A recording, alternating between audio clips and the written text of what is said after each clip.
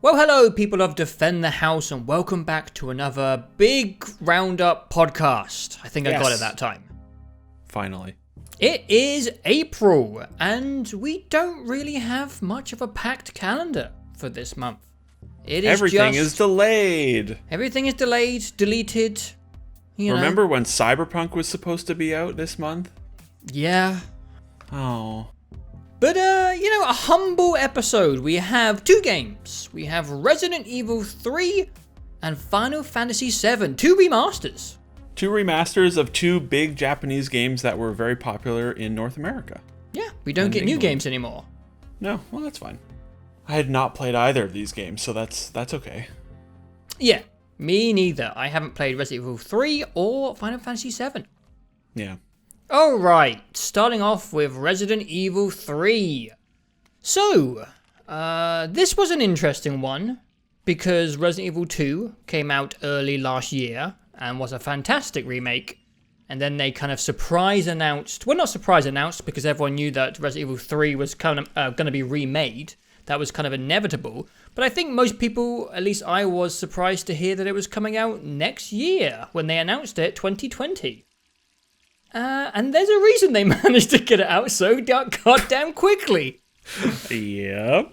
So this is going to be a weird one to review because the controversy around Resident Evil 3, if you want to call it that, or the complaints are kind of, I want to say outside of the game, but it's more outside of the game design. Because I want to start off by saying that I really enjoyed my short time with Resident Evil 3. I thought it was really cool. We've already reviewed Resident Evil 2 last year, so if you want more, specific points, maybe go back to that video because we really went into the reimagining. We even went into stuff like the awesome UI, which is still fantastic to this day. The map is still very good, yeah. And I think a lot of our praises are still going to be relevant in Resident Evil 3. The game looks incredible. I still like how the game plays, the inventory management, etc. But did you enjoy Resident Evil 3? Yeah, I did. I had a good time playing through Resident Evil 3, but I have definitely more problems with it than just it's very short. Interesting. I definitely don't think it's I think it's inferior to RE2 in basically every meaningful way, or in every way that I like Resident Evil. All the things that I like about Resident Evil are made worse in RE3.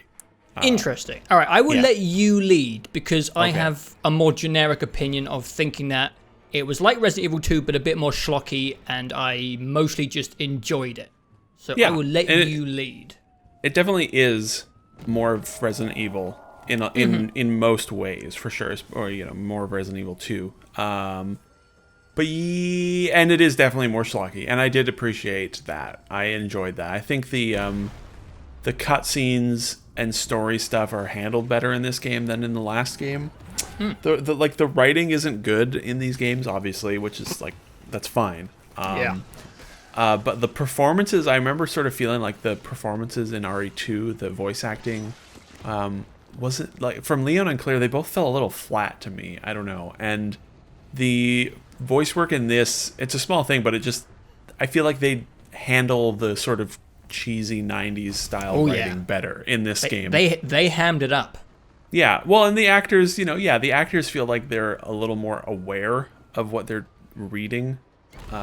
Whereas RE2, I don't know, it's just kind of. I just remember thinking, I booted it up the other day as well, and just the weird dialogue that comes out of Leon and Claire when they shoot a zombie, what is wrong with you? Just stuff like that was. I would say I had similar situations with Jill. Did she? Specifically Jill in this game, yeah. Okay, I don't even remember that then. But the cutscenes are more fun in this game. Yes. They're better made and acted and are a lot more stupid. And it definitely made me realize that I would certainly be interested in an RE4 remake in this, sort of style, because I am curious. The schlock was fun in this, and And but like every time I see RE4, having not played it, I'm like, this looks really stupid. But then having played RE3 and seen some of that stupidity, I was like, okay, all right, Embrace it. I could get on board with this because I mean, Resident Evil is just inherently ridiculous and stupid. But yeah, the major things for me with Resident Evil 3 that are not as good. It's like only a few words that can sort of very high level summarize it all. Linear, Nemesis. Okay. I've forgotten some of them. I don't know. Linear, Nemesis, predictable, and short. Those are like all of my problems with that game. It is more linear. Yeah. It's so linear. Well, the opening scene inside the city, the opening level, stage, whatever, I feel like there's a little bit more movement in that stage, and I was definitely lost a little bit. Oh, really? Okay. Yeah. That opening level town? just feels like a hallway that like loops back around on itself. And then you think, okay, well, I have terrible directional skills, apparently, because I was getting turned around. That's fair. But like the things that I like about Resident Evil 7 being the first one that I played, and I really liked RE7, and I really liked RE2, the things that I like in those games is the weird puzzles, the sitting in one environment and getting to know it, and like backtracking over itself over and over again and looping around and unlocking new paths and shortcuts, and the slow ramp up of getting powerful, which I think RE7 still did it the best of these three. RE2, granted, I also played RE2 and 3 on a PC where it's just so easy with a mouse. So the power curve is maybe a little hard to compare, but RE7 still felt like the best slow ramp up of you getting really powerful. And the police station in RE2 and most of RE7 have a great sense of looping around one area that you get to know really well and finding all these doors that you need to find locks for and all that stuff. And I really like all that stuff. And RE3, it just felt like a linear corridor with like one side room that has a lock on it, and you get the lock key, the lock pick, and then you open the lock pick building and there's like 3 things in there and you're like, okay. And then you keep moving forward into a new hallway, and Nemesis shows up. I feel like most of the environments had the opportunity to do some of that backtracking and learning the environment, but it was optional. Like, I don't know if you bothered in a hospital, but if you backtrack as Jill, there is a chance to find the revolver. And I think in the town, if you, again, backtrack, once you have the lockpicks, you can find a bunch of extra loot. And I feel like in Resident Evil 2, that was tied into just natural progression. And in Resident Evil 3, it's kind of this optional thing where if you need, or if you want to go out of your way to find more goodies, then you can go through the areas again with new tools and knowing the environments better. But it isn't that necessary if you're playing on normal difficulty. Because I think the game's a bit more generous with ammo and supplies. I know that changes on harder difficulties, but I've only played it on normal mode so far. I do plan on replaying it. But in the normal mode, you are pretty loaded. Yeah, I had like 40 pistol rounds in 20 minutes into that game. Yeah, my inventory was constantly full in that game as well, more than 2. Oh yeah, definitely. Because like healing items I barely went through. And ammo you have so much of it. Yeah, I think the sort of side stuff and exploration and puzzles are all really optional and off to the side, like you said, and that's a bummer. And they don't really feel necessary also, like you said, where it's just like, oh good, I completed the the weird red blue green jewel puzzle, which is basically the only puzzle in that game, which is not even a puzzle, but and you just get ammo from it. And it's like, I don't need more pistol ammo. There are some things like weapon attachments and I think additional weapons, because I feel like I missed an entire weapon in that game. I think the SMG, I think that's in there somewhere, unless that's not unlockable. I definitely didn't see an SMG, and I feel like I found everything, so I'm not sure. Maybe that's not unlockable, and I'm wrong. Yeah. So the linearity, but it's tricky because as a linear sort of goofy action game, I think it's pretty solid. Yeah. But compared to RE2 and 7, it falls really flat for me. In terms of offering the good Resident Evil exploration environmental stuff, which is a bummer. And also, just a heads up, that is not in Resident Evil 4 at all, that stuff. What, the exploration and... It is purely linear, forward-pushing game. That's probably why... That's probably the more concerning thing about why I have probably never been a... Every time I see Resident Evil 4, it just looks like, linear action, and I guess that is probably the main reason that I am not super interested in, is because I really like the RE1, 2, 3, or RE1 and 2 and 7 style of weird one room, one big environment, puzzly, interconnected stuff. And when it's an action game, you're like, okay, I mean, it's like the shooting is fine.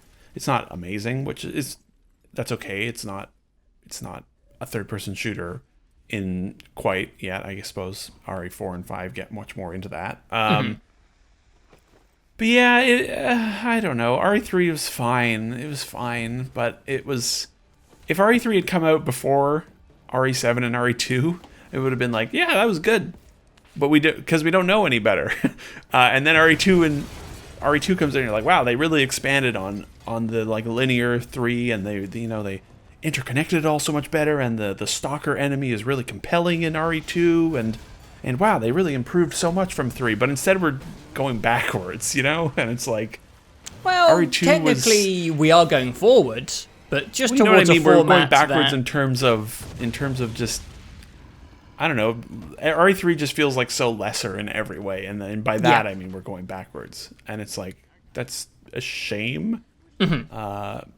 Also, a lot of these problems I feel like would also be alleviated if it had been what it should have been, which is, let's say, a $20 DLC for RE2. Whoa, interesting opinion there, huh?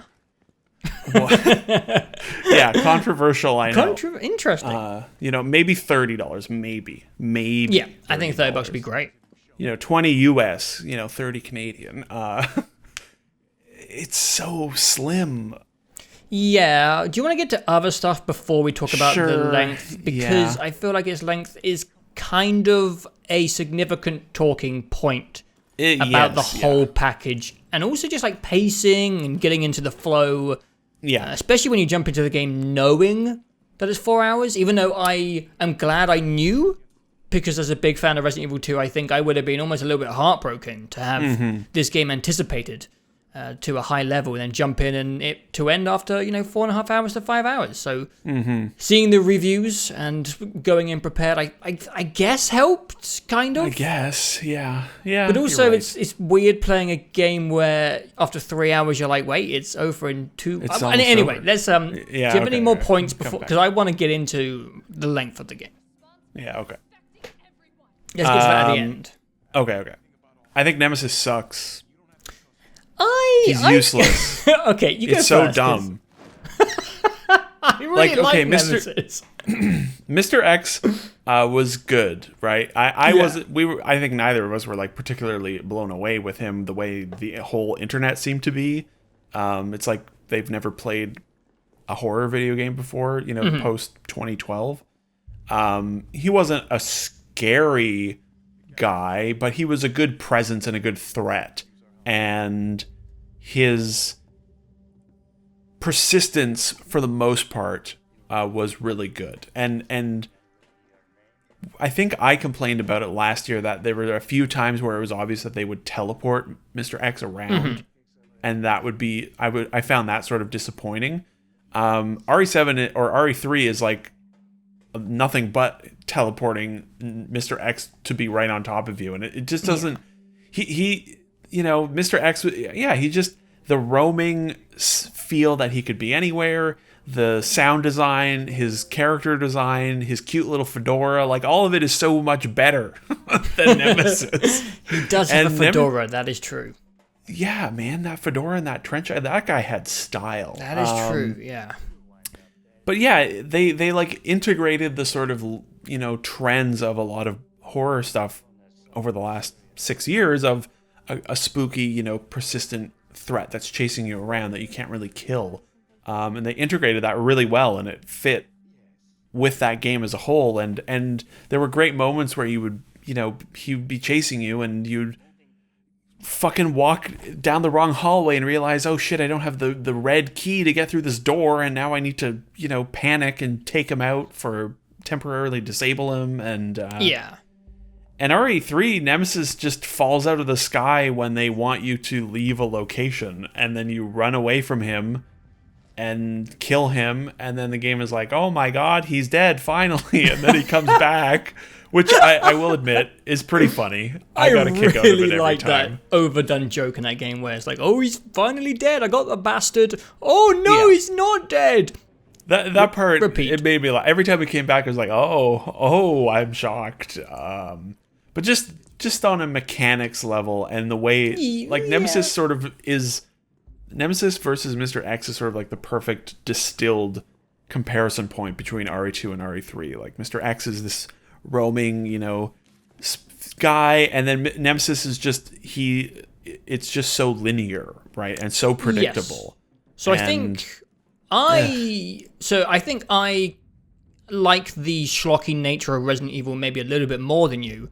Yes, so I enjoyed Nemesis on a silly level. He feels like a absurd exaggeration of Mr. X.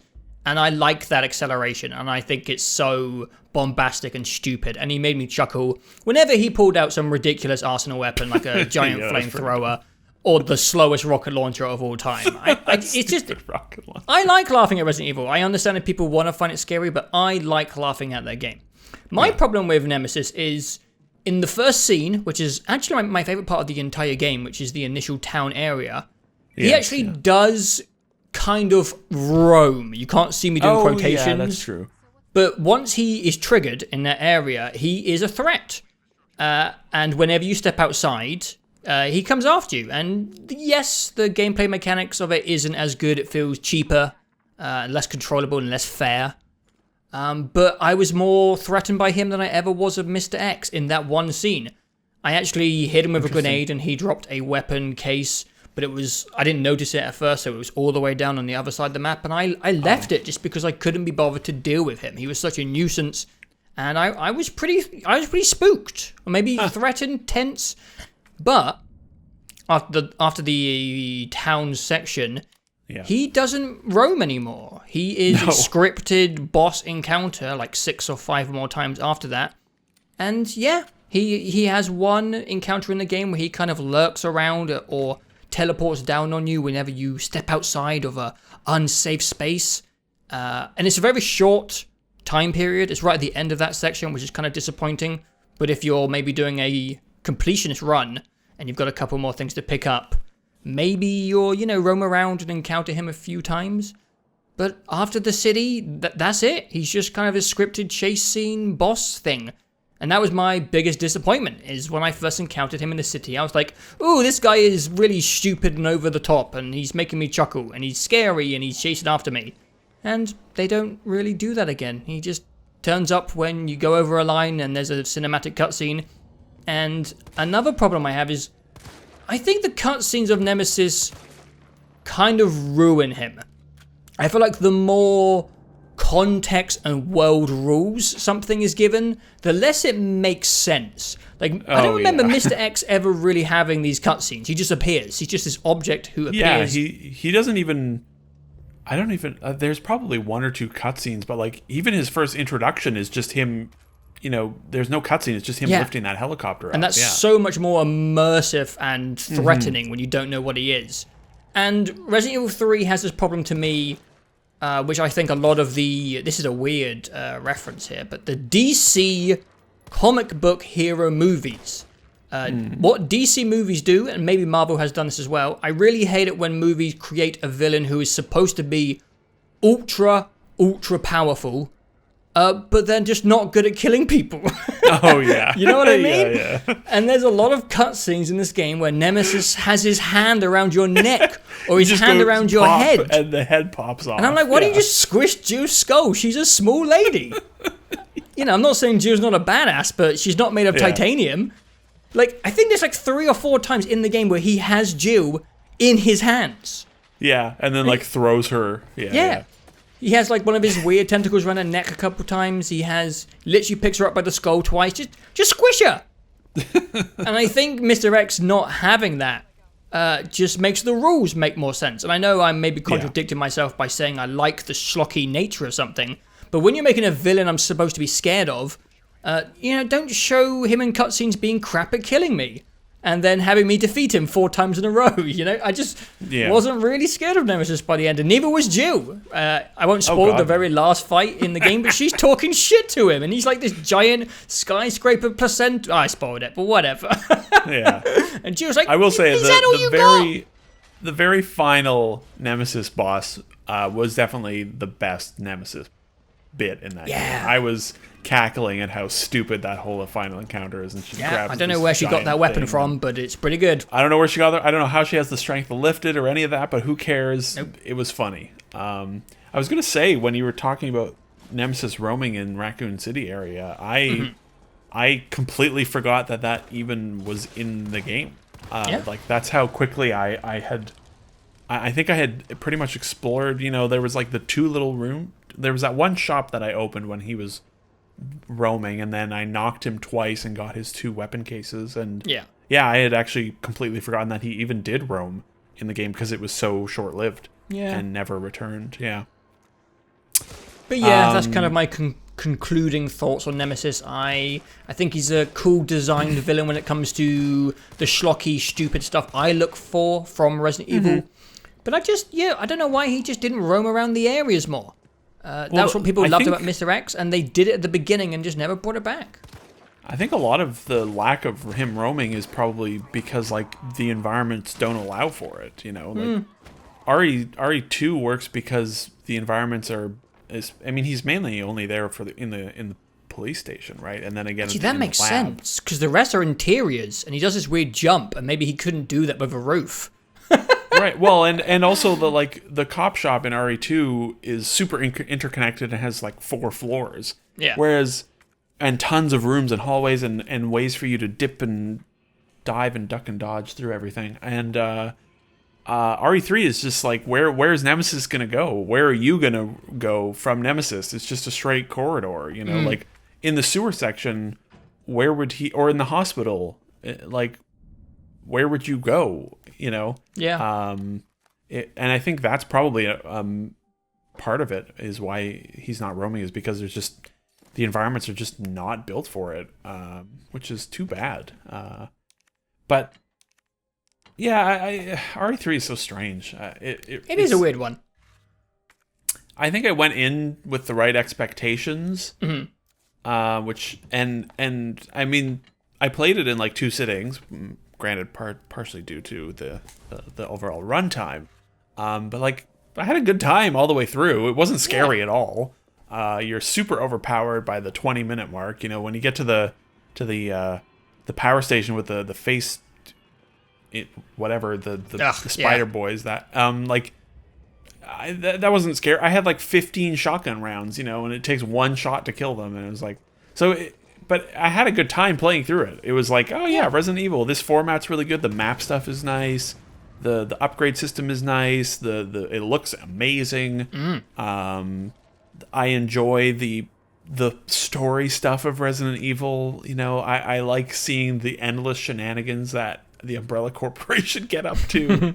And I had a good time playing it, but it is like just a substantially worse game than 2, and has very little content, and so it's I'm very conflicted on it. It was like, it was a good time. It was, but it's also not great. I don't know. I don't know what to say about it. It's so strange. Yeah, I enjoyed. I don't know. I was gonna say, you go. I was gonna say, I don't think a game's runtime is that important to a game's quality.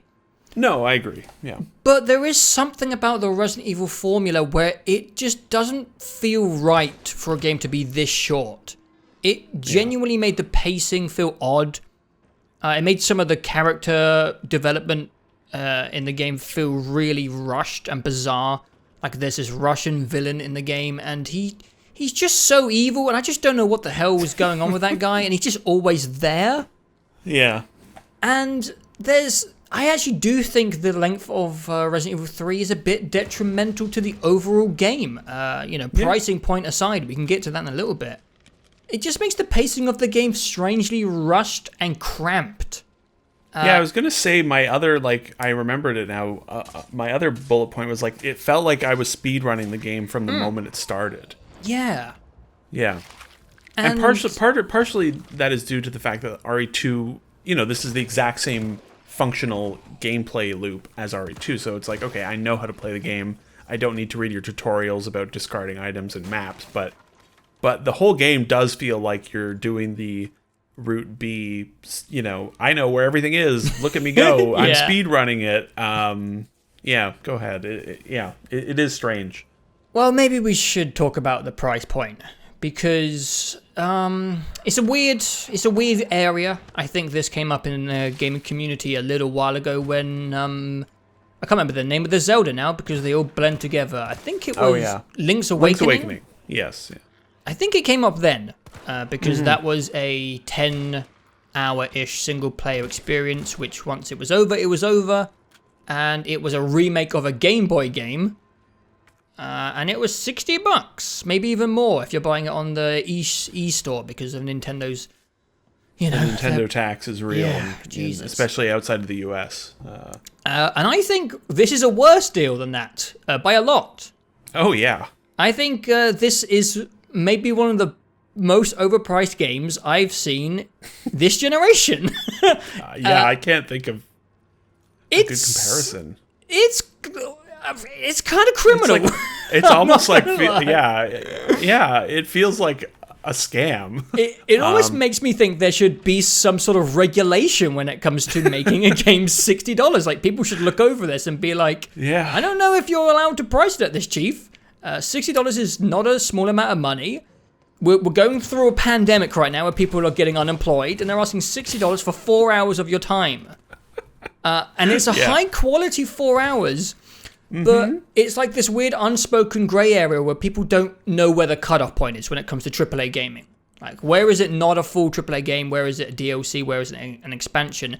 And I think Resident Evil 3 is like the main topic, the main talking point when it comes to that topic, where I don't think Resident Evil 3 makes the cut. I don't think this is a AAA full game. And I know there is no dictionary definition for that, but I feel like there should be. Like I said earlier, it feels like a $20 DLC. I'd say $30. I'm saying 20 US. We speak in US dollars here, even though neither of us are in the US. So that would be, probably what, £30, 35 Canadian dollars or something. If I paid 30 quid, I'd be happy. I'd be happy 30 quid. Yeah. But it's, so, fuck, what was I going to say about the pricing stuff? Oh, yeah. Price doesn't get brought up much in our talks because price, I mean, it's so different for everyone, obviously. Oh, yeah. But also, I've always felt that I don't really care how long something is, as long as I feel like if I feel content by the end, then the price doesn't really mean much to me. We look at the Call of Duties and it's like, granted, maybe Call of Duty's not the best example. Not for us. But something like that where it's like, there's like a 6-hour game here, and then, maybe I dabble with the multiplayer for 3 hours and I'm done. But most of the Call of Duty campaigns, they're 6 hours, but I have a very good time playing through them. And I also feel like as a person how much work goes into making a Call of Duty package. There's a lot in there if you want it. And if as a player you're like, I just want to dabble in it, then you've made that choice. So it's kind of subjective whether you think it's worth your money. But on an objective scale, you can't say Call of Duty isn't worth $60. Right, yeah. And then I'm trying to think of, like, is there a good example to pair with RE3 that is an actively short, light experience that is full price that I had a good and content time with, and I would have to look through like the 300 games we played this generation I just feel like this gen single player games have almost always reached between 8 to 15 hours. It's almost been like this unspoken rule that has happened in the industry. That is also definitely part of it, where it feels like games have gotten bigger this generation, to a detriment in a lot of ways, I think. It's probably why open world games became so popular, so that people could easily tick that box. Oh, definitely, yeah. People like the appeal of big bang for your buck. But I feel like this might be the first game that people have been in pretty much universal agreement with that it's objectively overpriced. I feel like a lot of people can subjectively say, well, this game isn't worth $60 to me because of X amount of time I'd get from it myself. Yeah. But I haven't heard a community be this much in agreement about a game being objectively too expensive. Yeah, like RE2 is a smaller game by modern standards. Each run through of the campaign is like the first run through is probably like 6 to 8 hours, depending on how thorough you are, and then the next like run through is like 4, 5, 6, which is fine. That ends up being 12 hours or so. Yeah, but RE2 felt like, regardless of how long it was, it felt like it was being clever with reusing things, and it was like efficient and good content utilization in RE2, where you had the one campaign, and then they cleverly had a different enough feeling playthrough from the other perspective, and that completed the story, and that worked really well, I thought.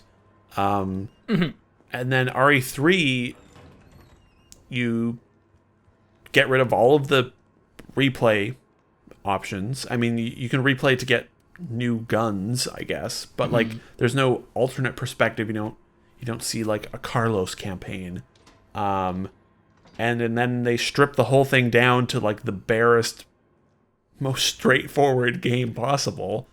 And my clear time, so there's clear time and playtime that they show you at the end. Playtime is total campaign playthrough time. Clear time is gameplay only. I think they cut out all the cutscenes and menus and all that. Okay. So it's about 45 minutes usually, difference between the two. But the clear time for me was 4 hours and 37 minutes. Yeah, I was 5 hours and 6 minutes. And it's like 4 hours and 37 minutes. Yeah. I was just cackling when it was over because it was so short, and I had to go on to Steam to double check that it was indeed a full priced game, and it was. I was like, did I pay less for this? I don't remember. Oh, it is $80. Huh. Yeah. That's I think wow. I want to bring back up Call of Duty because that's $20 an hour. Because like you said, if you played Call of Duty for 8 hours, there's an underlying knowledge that a lot of work has gone into the package. There's like this underlying objective factor that the game is well made, and you've chosen not to put that much time into it. Yeah. And I feel like that happened in Resident Evil 2. You're playing something quite special when you play Resident Evil 2. It's this brand new reimagining of the Resident Evil franchise. It's, there's a fun little zeitgeist. People haven't really played Resident Evil 2 if you didn't, I don't know, have a PlayStation 1. And also, just, the format was completely different. So there was a freshness. Yeah, they didn't work. Yeah. That's and like the engine looked amazing. We hadn't even seen Devil May Cry 5 at that point. So seeing the Capcom engine looking all shiny, there was like a lot of novelty to that, which Resident Evil 3 doesn't have, because it's more of a sequel or expansion. And also, one of Resident Evil 3's area is the police station, which is... Oh yeah, I forgot about that. Which they made in Resident Evil 2. Oh man, I forgot. Even though that was like the best part of the game. And I liked that it came back, and it does in the original, so obviously it makes sense. It makes sense, yeah. I liked going back to the police station, because it was like, oh, this is neat. You get to see some of the stuff happening a few hours before Leon shows up, and it's like, okay, this is 100%. Fun. But this is more from an objective production a content standpoint. creation. Yeah. Yeah. Which, most people have played a lot of video games, and even if they don't know the technicalities, they can still compare, the amount of work you're playing compared to something else they've been playing. And I think that's where the objectivity is coming from, when everyone is feeling a little bit ripped off. Because it's 3 hours of content in the game. There's only 4 areas in the game. There's the Raccoon City, the police station, the hospital, and the lab. And the police station is just Control-C, Control-V from RE2. And the worst part is also that, like, you get into the RE2 area and you're like, oh man, RE2 is really good, especially the cop area. Like, the police station in RE2 is so amazingly good. Yeah. And the rest of that game is a little lesser. But the police station is so good. Yeah. And you're like, wow, RE2, oh man, I remember when Mr. X chased me down here, and then, and there was this here, and Leon, happy birthday, Leon, and you're opening the cool puzzles. Yeah, and, I will say, I almost remembered the safe combination when I got to it in RE3. I remembered the first one, which was Cap. Yeah, Cap, and then the 9, 15, 7, I think is the next the safe combo, and it's like I almost they were in my brain just enough that I was like, I'm almost sure that I remember what the codes are for this. Yeah, that was such a fun gimmick. They add to that speed running feel where you're just like, yep, I know this hallway, just sprint down here, yep, open this door, and then I'm done in the cop shop, and that's it. The funniest gag in that whole game to me was the when you go into the locker room and there's the note saying like, I've locked myself in the locker, don't open this locker. And you try to open the locker and he's like, no, I better not. And that was the locker, the amazing like jump scare locker that got everyone. And then they put that jump scare like in a different area in the cop shop, and it got me. And I was like, okay, that was pretty funny.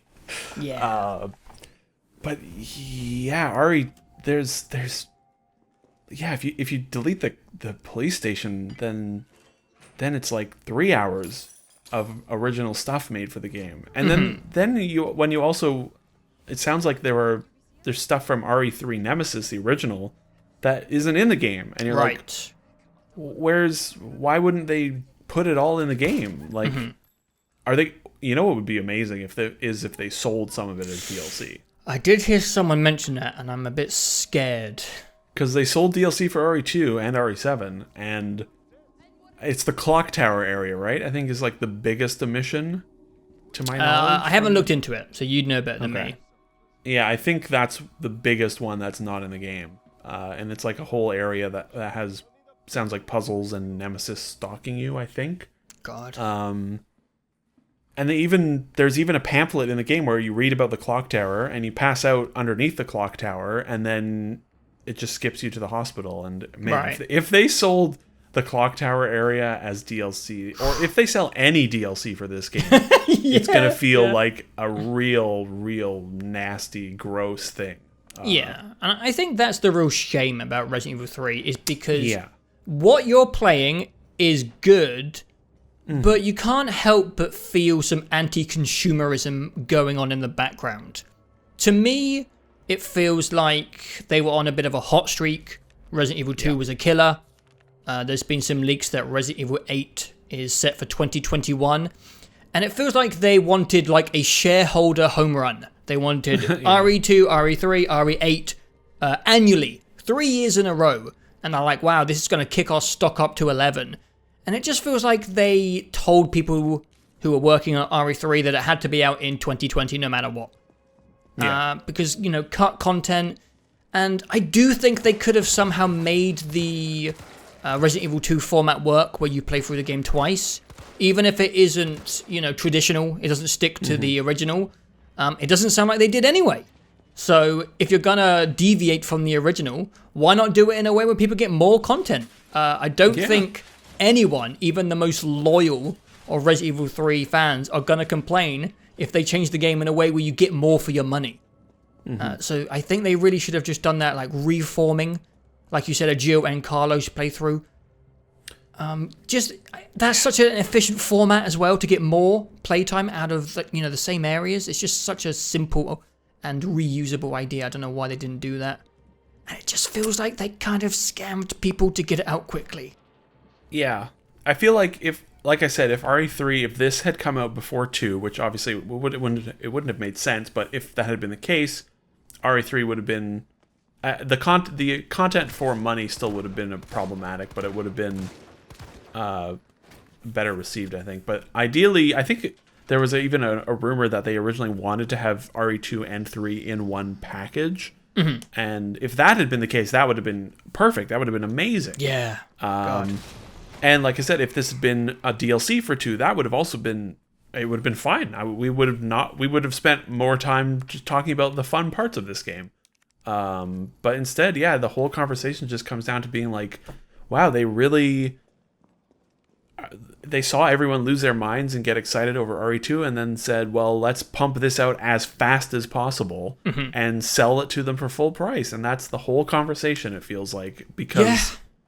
And it's sort of a bummer, and it's sort of frustrating when you have something like that where they just, this business decision impacts and hinders like any discussion about the game as a whole, where it's just like, there's fun stuff to talk about. Like the enemies in RE3 are fun. They're weird and goofy and but it's like we've barely talked about any of it because just like it's a full price, like 80 plus Canadian whatever pound price it is for like barely 4 hours of game, you know. And it's like it's frustrating. They have crossed a line which other games don't, where you know, I've already said this a couple of times, but price of games is usually subjective. Everyone has different financial situations going on, and $60 to one person is a lot more or less to different people. So I think, you know, a lot of the times if you're streaming or making YouTube videos, people always ask, is this game worth it? And you can only really say, it's like, well, to me, it is. And Resident Evil 3 somehow managed to break that, where no one thinks it is. It's so objectively not really... It's just not on. It's just not on, mate. And it crosses that line into it becoming part of a review when it never should. Yeah. I mean, literally, like, if you could almost buy Resident Evil 3 on Steam, and if you knew what you were doing, play through that entire game in under the 2-hour window and return it, and it wouldn't even feel like you were doing that crazy of a speed run. Yeah. It would just be like if you skipped all the cutscenes and didn't read anything and just just did pure the game and knew where everything was, like, you can get through this game in under 2 hours for sure. Dude, we should try and do that for a video. Can you beat RE3 in less time than the review window? Absolutely you can. And it's like, that's bad for a full-priced, quote-unquote, you know, AAA production value Capcom major blockbuster release. The fact that, you know, I beat the game and was just outside of the return playtime window by like 2 hours. It's a real shame, man, because Capcom were on a hot streak. They had the people's favor, and they were doing great stuff, and their stuff still is great. I love Resident Evil 3. Just a couple of miscellaneous things I loved about the game. Like you said, the enemies.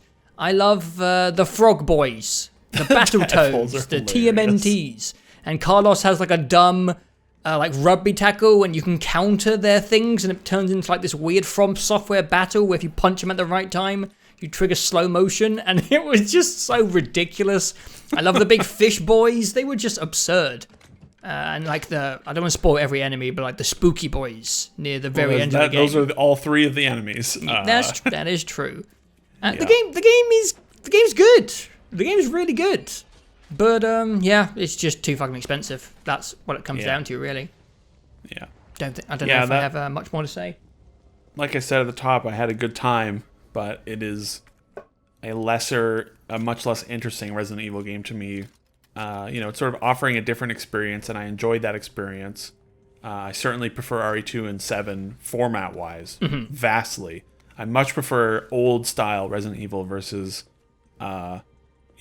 action-y Resident Evil. And I understand why they had to eventually move away from that. It's fine. It's just... all conversation is made irrelevant by the fact that they charged full price for it, I feel. And it's just annoying. It's yeah. annoying. Just some more greedy decisions which kind of get in the way of an otherwise pretty fun experience. Yeah. I will say also, this is the first time in a game, and I don't know if I've ever had this before. I've had it once or twice with like last year's Call of Duty. I felt it a little bit as well, where I was feeling like real world stuff was making me be like, like Call of Duty last year was like, America's so great, the military's so great, and I just don't have time for that anymore in my brain. I'm just like not interested. Yeah. When it's so blatant and so self-serious. And then this game, like the actual first line of dialogue spoken in this game is, "The pandemic is spreading faster than any in modern history," and I was just like, oh. And then there was another pamphlet that I took a screenshot of that was just like, "Employees are recommending all people stay home." And I was like, oh. Yeah, there's a lot of that. Oh. It didn't impact my enjoyment at all, but it's the first time in a while that I've had my brain just be a couple of times be like, oh yeah. I did have that actually once or twice in Half-Life as well, because they talk about quarantine and you're like, oh yeah. So come on, video games, you're supposed to be escapism. What's going on here? Yeah. Turns out all the apocalyptic games people have been making are coming true, and now we want something else for fantasy. That's why Last of Us 2 has been delayed. So Dying Light.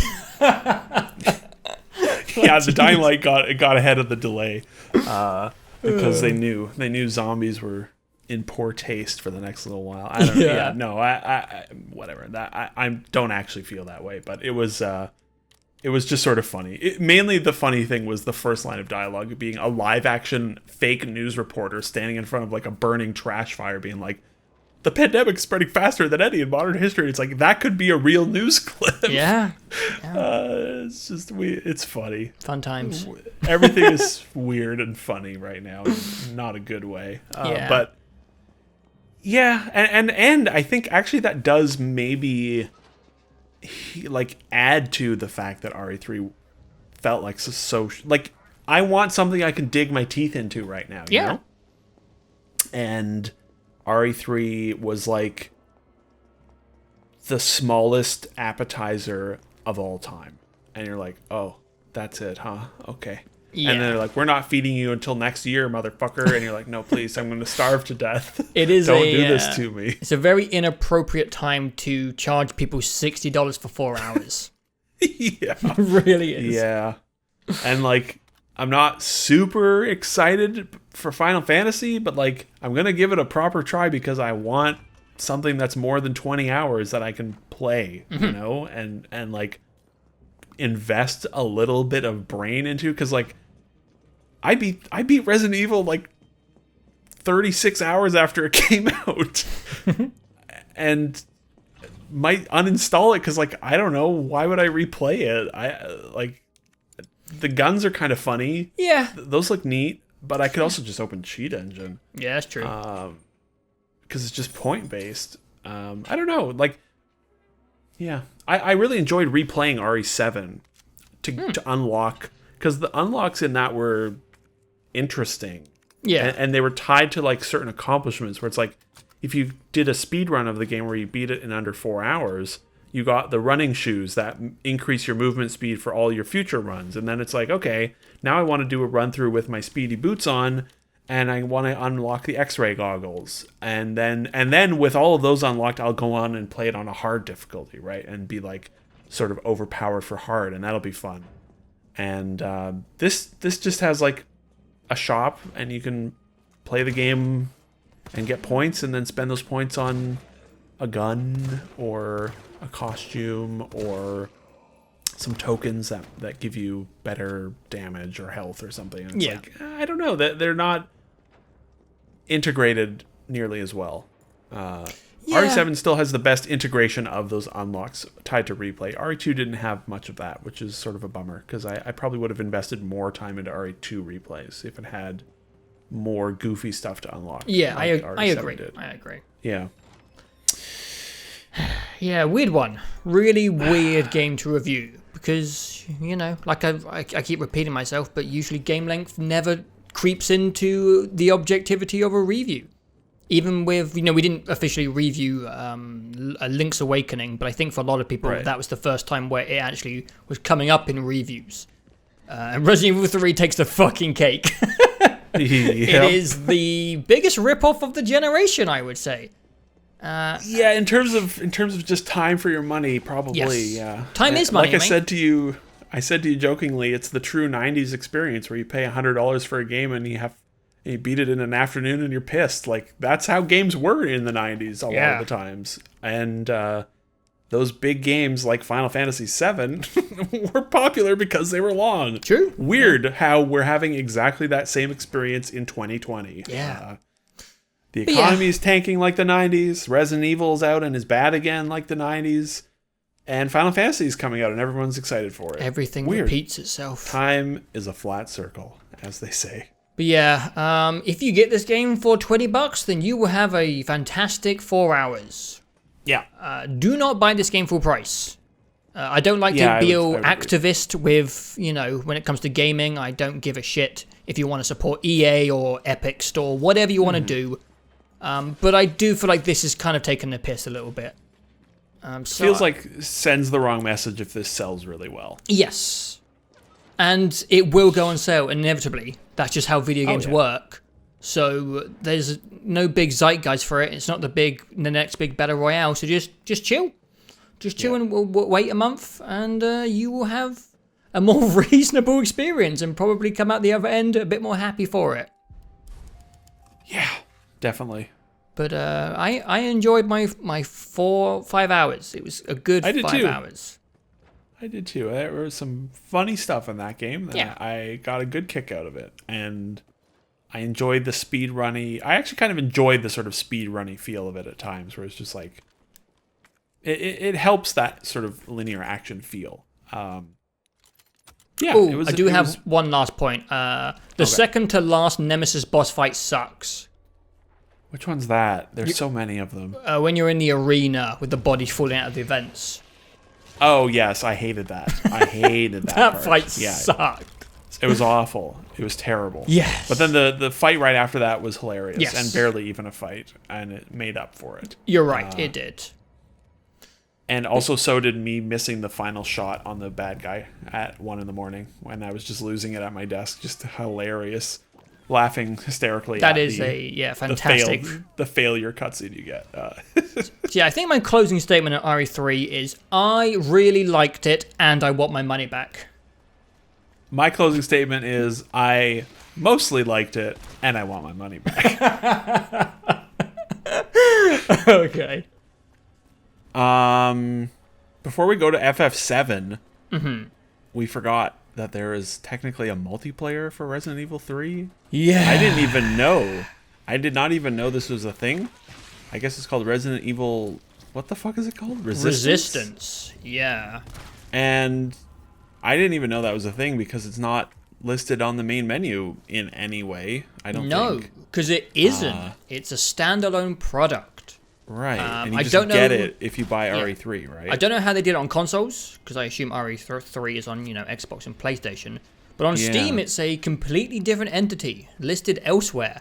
So you might not even notice you own it or it exists if you buy the game on Steam. I actually didn't know that. Where is it? Oh yeah, Resident Evil Resistance. There it is. Wow, look at that. So I assume they made this to, to justify the $60 price tag.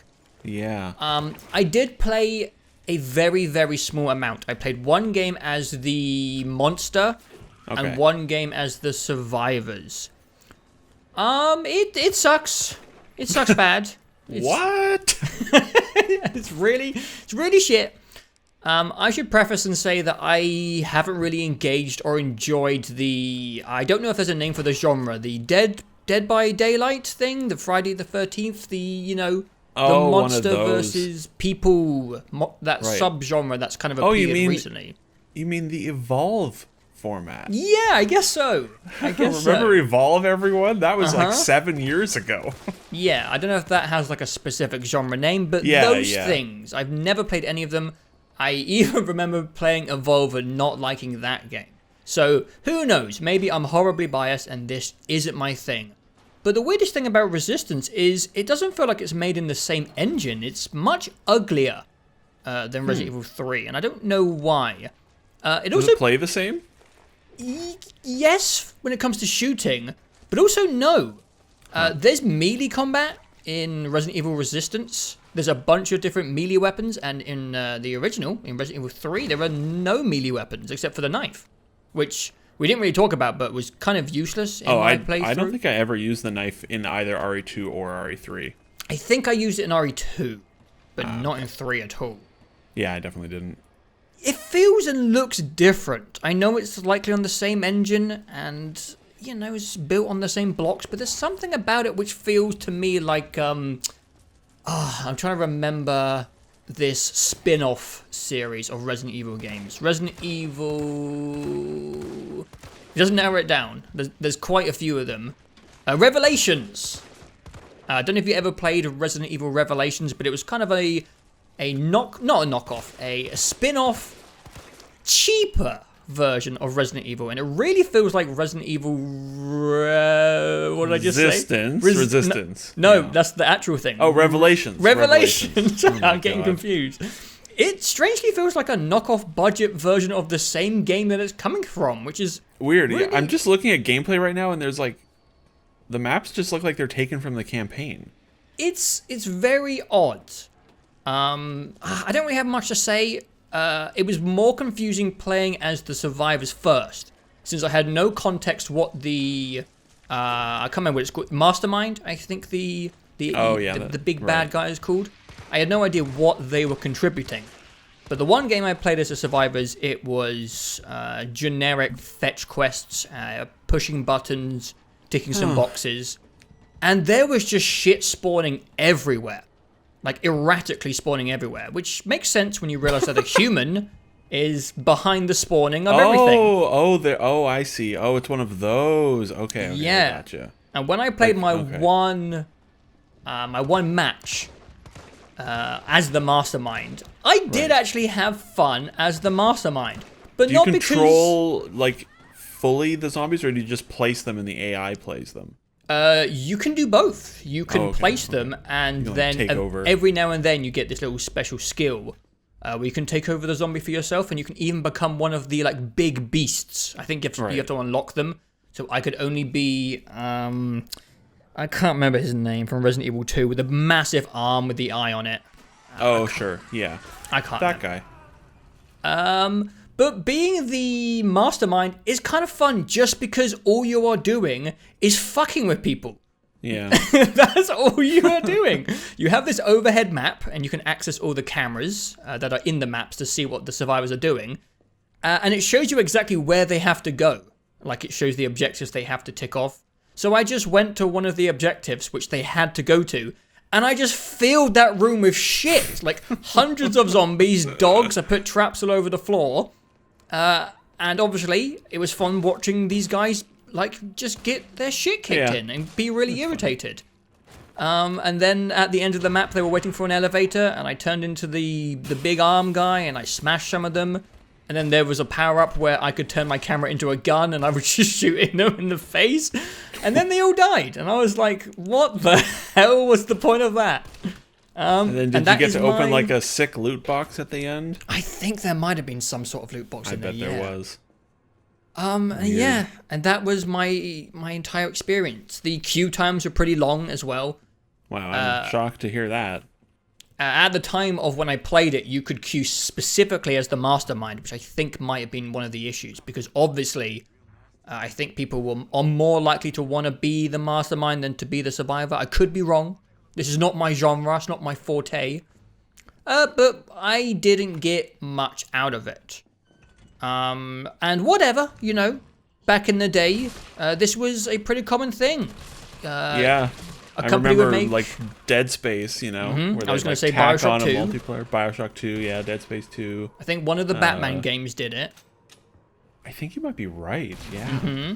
Or it might have had multiplayer. So I don't really care if a company wants to tack on a wacky multiplayer mode, yeah, on top of a single-player game.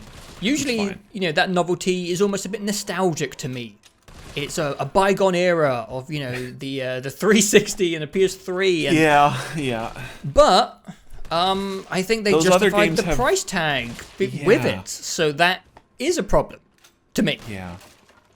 Those other games with you know, tacked on multiplayers are like complete single player video games. Dead Space 2 is a great game. BioShock 2 is at least a full-size BioShock game. Yeah. You know, regardless of how you feel about it. Yeah, and this is like using the multiplayer mode that no one wants to play as like, oh, you're getting so much for your money to make up for the tiny campaign.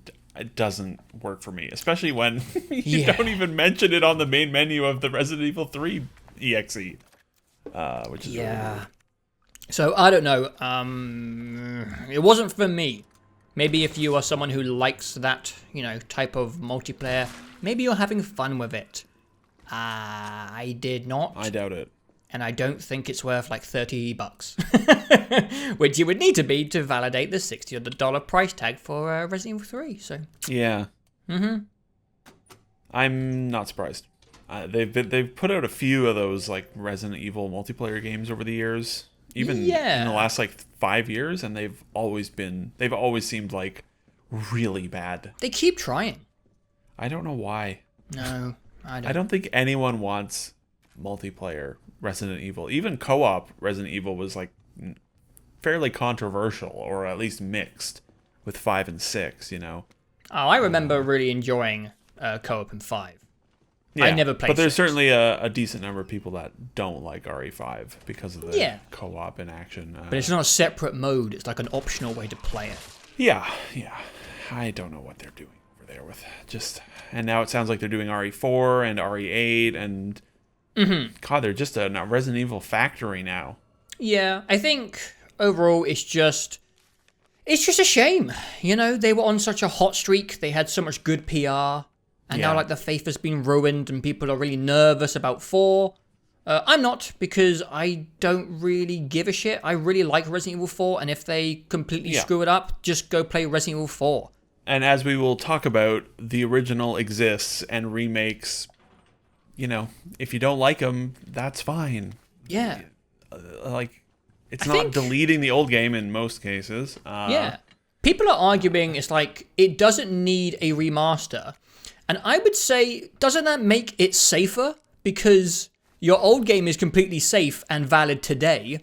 So if they completely fuck it up, then you've still got your original game to enjoy. Yeah. Surely there's more pressure on like RE2, where it's pretty hard to go back to now, and they're remaking it, and you want them to get it right. Yeah. And I would say, like, for RE4, I mean, I don't think...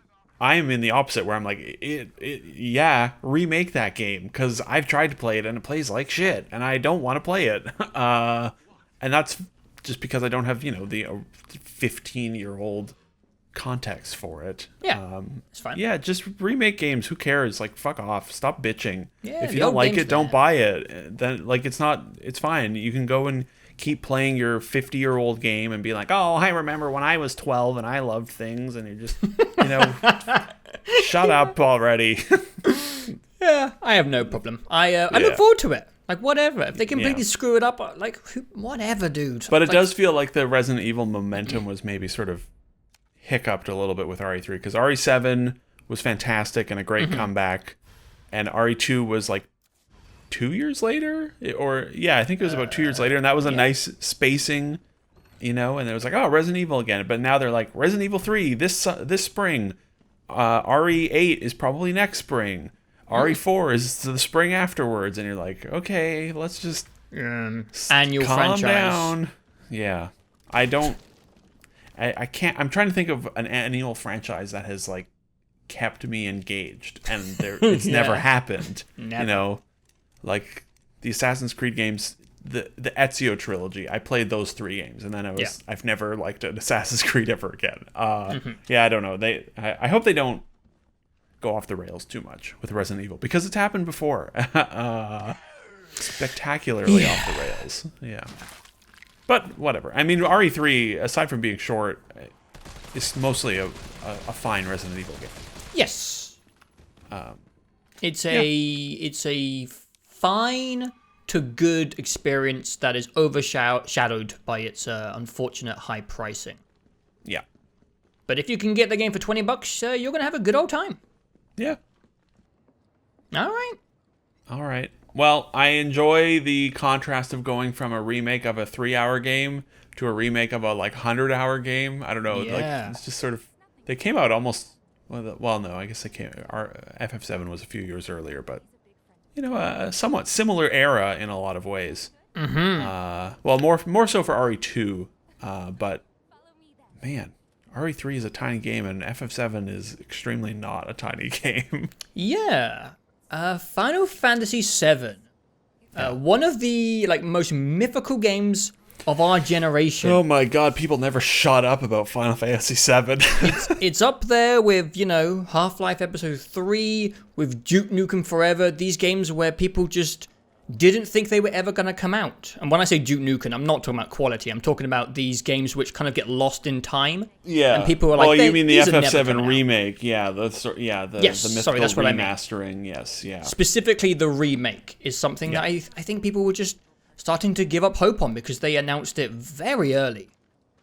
Yeah, well, I guess they actually, when the PlayStation 3 was revealed, I think in 2005 that would have been, they remade the opening Midgar cutscene and had it running on a remastered PS3 engine.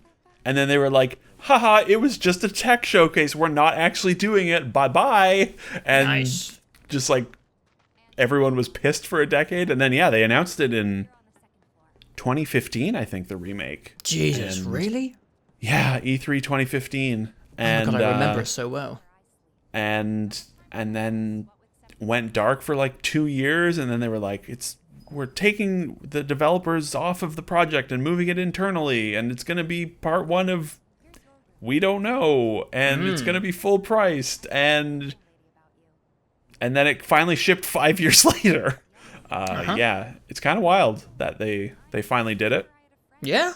I also think it's kind of wild that they just had the balls to go back and remake a video game that is so revered by people. It is such a beloved game. Well, when you said a mythical game, I thought you meant in terms of how the original is so revered, because it is sort of one of those mythical games as well, where you're just it's like there's layers. That's what I said when I said people never shut up about Final Fantasy VII. It's just yes, we know your 23-year-old game is still the best thing ever. Okay. But yeah, they did it. And I think we should say history with Final Fantasies or Final Fantasy VII. Personally, 0. Yes. I never played Final Fantasy VII. It is almost as old as I am. I was, in fact, 3 when it came out. So I think we should probably say that we don't really play Final Fantasy a lot. No. I've only played 13, which I didn't finish. Then I played 15. And I finished 15, and that's it. And that's it, yeah. And I had played, 12 hours of 15 when it came out, and then bounced off of it. And that was it. So, yeah, I have no history with Final Fantasy and no reverence for it, no knowledge of what it is. I remember asking one of our friends, what's with Final Fantasy? How do all the games connect? And he was just like, there is no connective tissue. They're all in a different universe, and that was the most confusing thing I've ever heard in my life. But here we are. Final Fantasy VII Remake, Part 1. So I'm kind of surprised. I went into Final Fantasy VII. I saw the first trailer, and I was like, this is my type of thing. What I really liked about Final Fantasy 15, and what I just kind of like about crazy large Japanese RPGs, is they're just silly.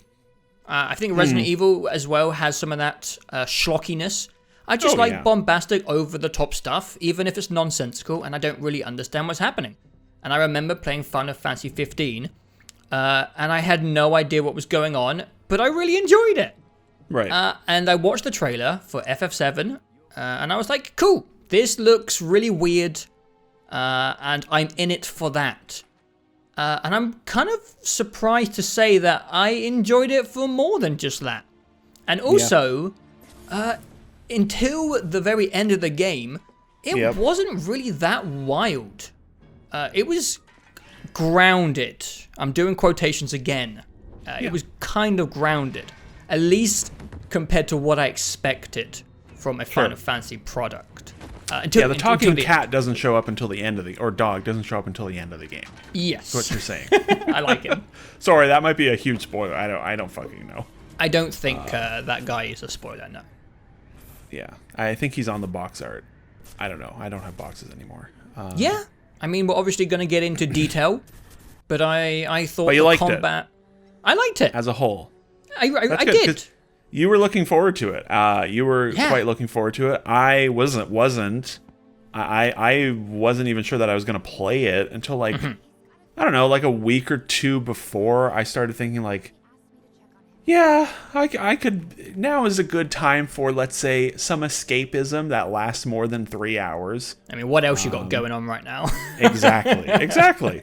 And that was part of it. And I was like, okay, as the release got closer, I was like, I'm going to give it an honest try to see if I can click with it, because I am down right now for like a 30 or 40 hour RPG that is fun and I can just sort of zone out with.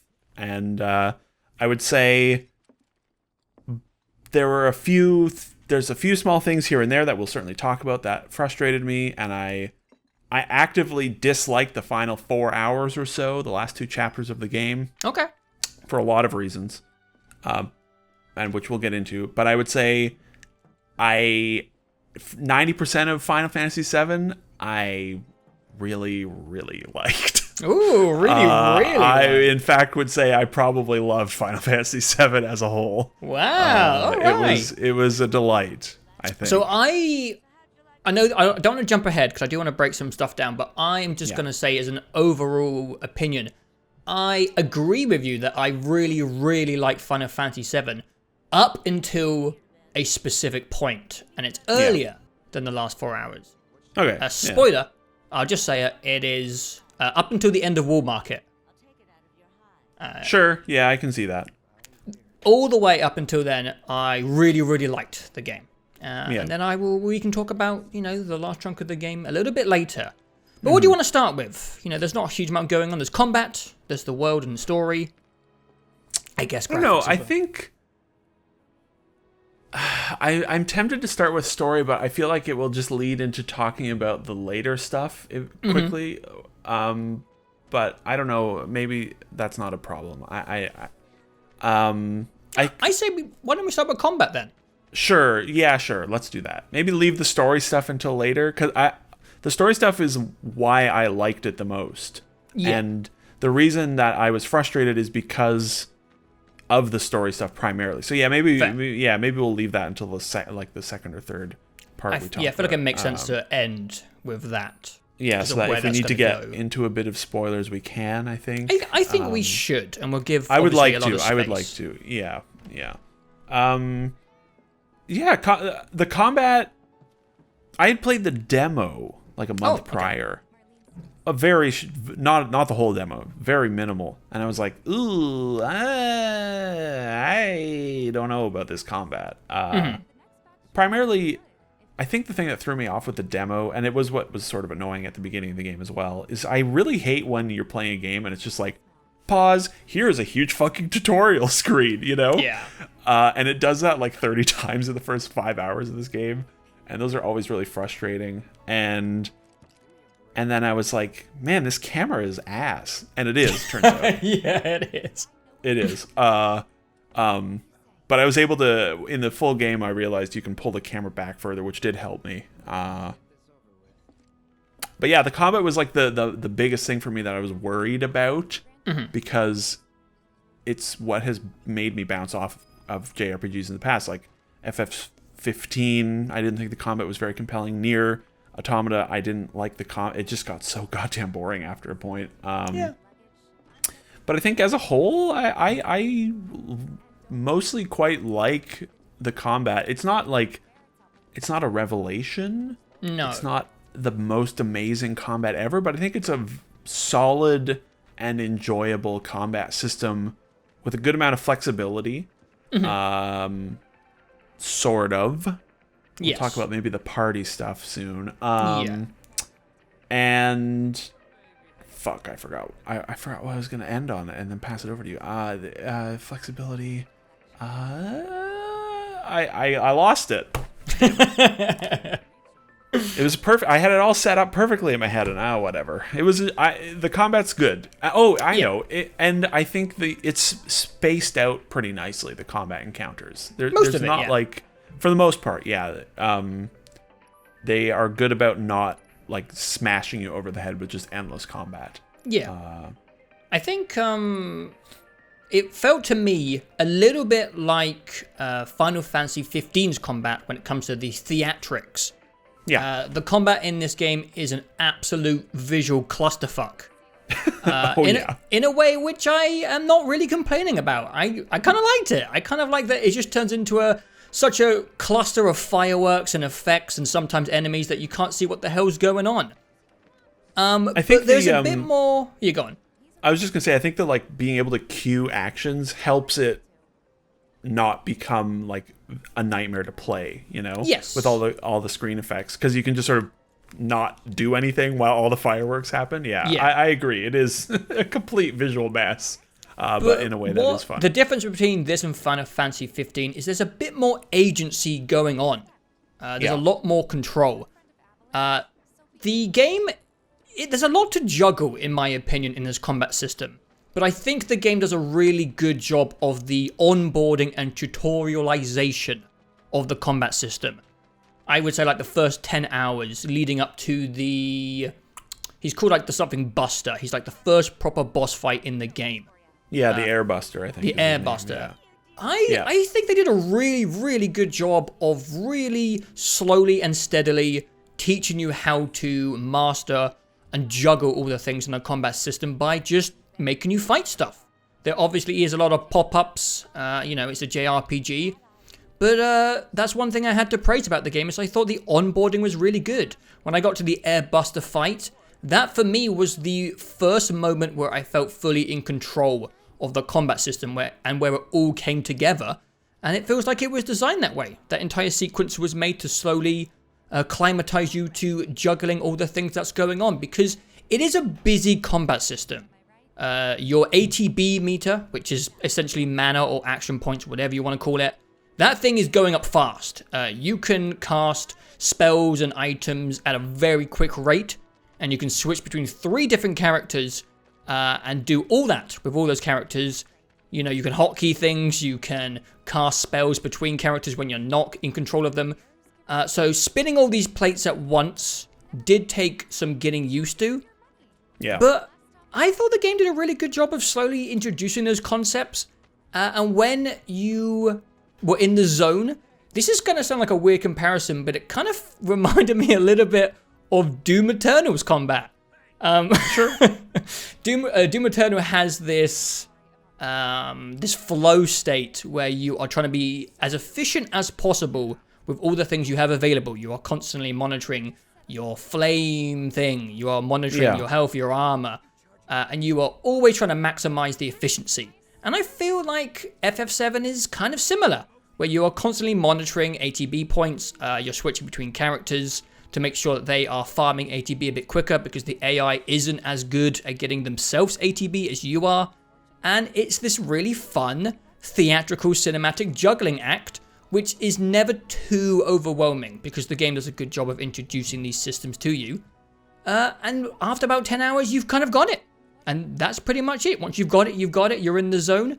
And the game just kind of introduces different weapons, skills, and spells.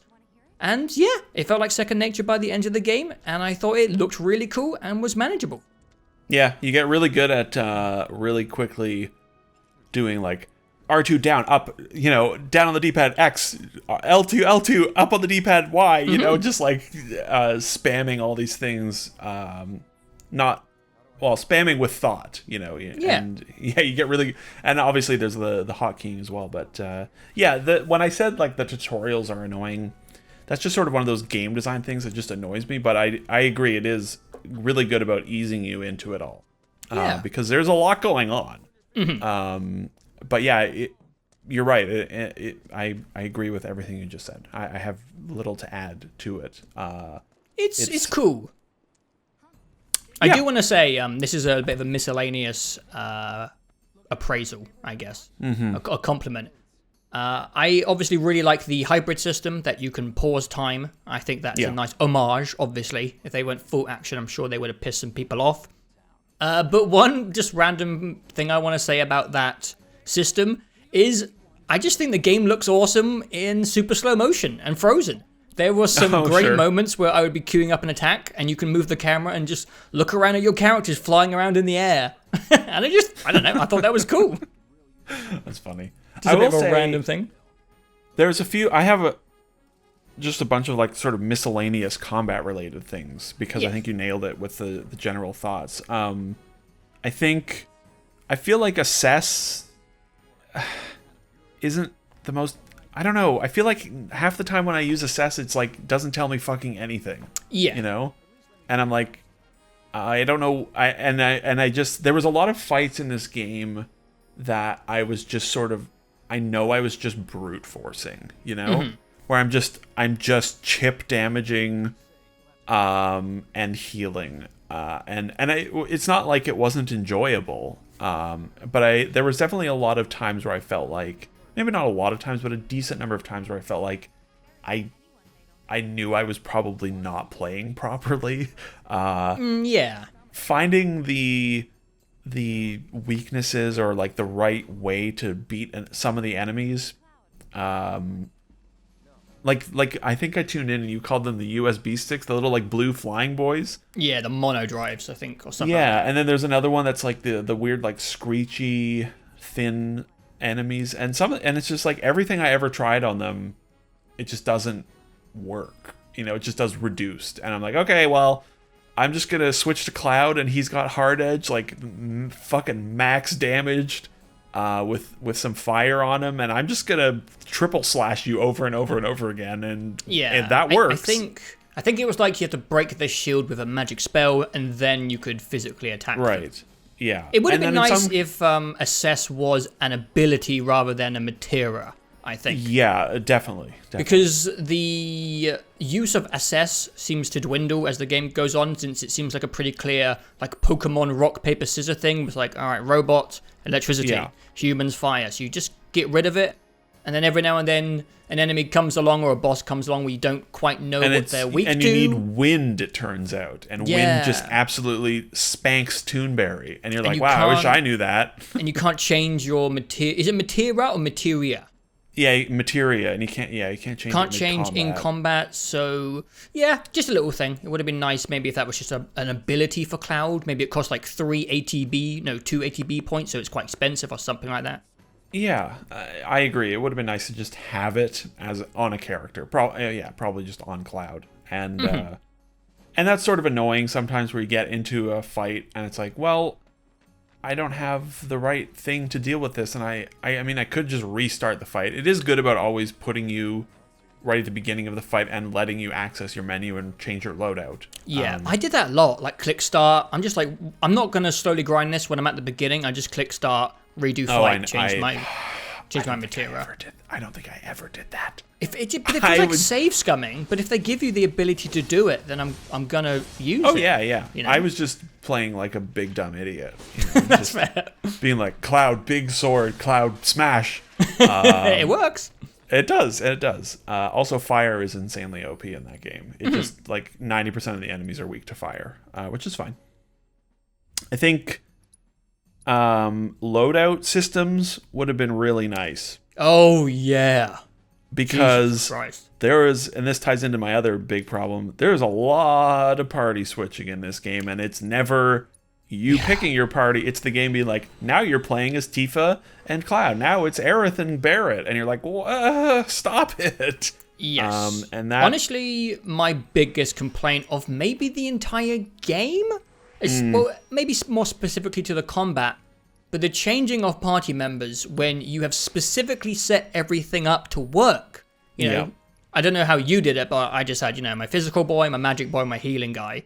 Yeah. And then I don't think there's anything wrong with forcing you to change things up.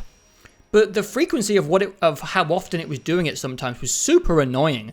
And as you said, there's no loadouts for materia, so you have to like change everyone manually, down, down. Oh no, I've switched back. Barrett's here. Oh god, okay, I'll make him my healer, and I'm going into my accessories now because I've got this healing thing, and now he's the healer, so I'm gonna have to change this from air rift to back.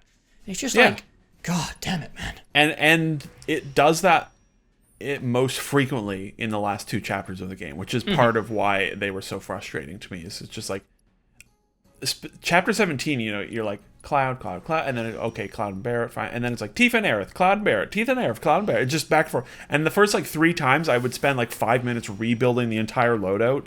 Each time it switched, and then you do one thing, and then it switches back to them again. And I was so fucking annoyed, and so I just stopped. I'm like, whatever. Me too. If I have to just brute force this, I'm not touching the loadouts anymore because it was so fucking annoying. I eventually found like a middle ground for stuff. Yeah.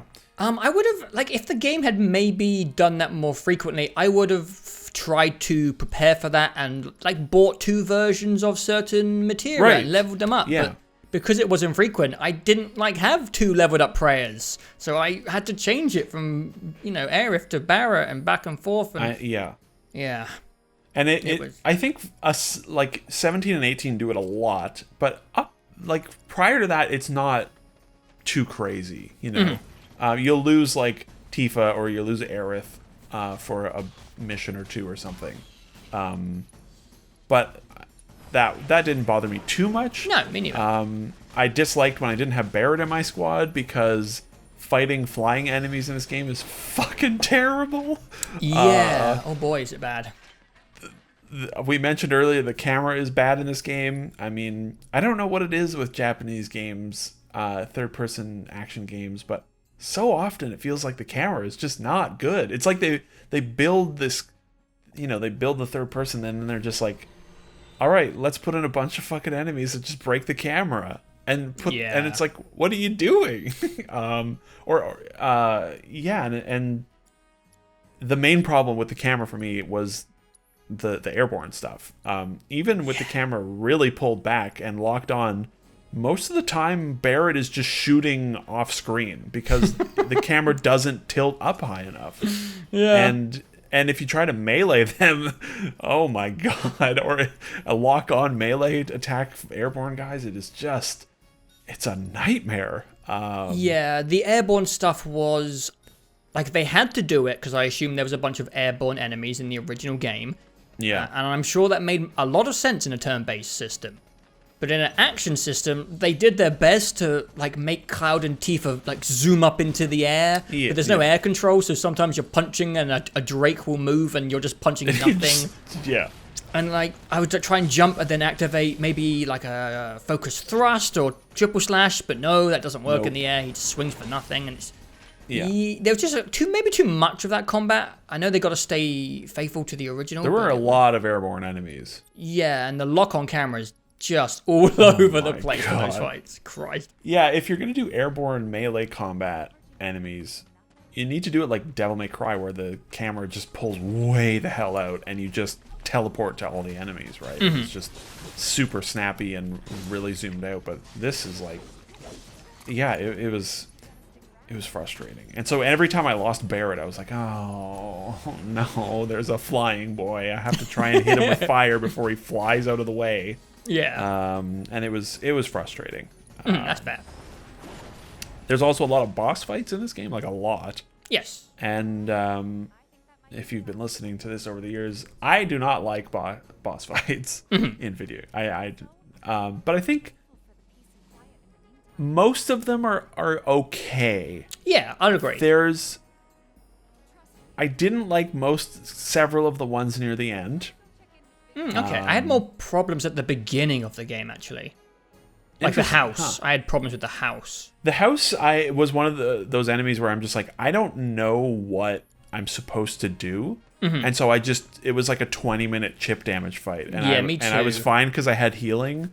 And I was just like, I guess I'll just poke away at him for 20 minutes. Yeah, when I say problems, I don't mean enjoying it. I mean I don't mean like finding it hard. I just didn't find it fun.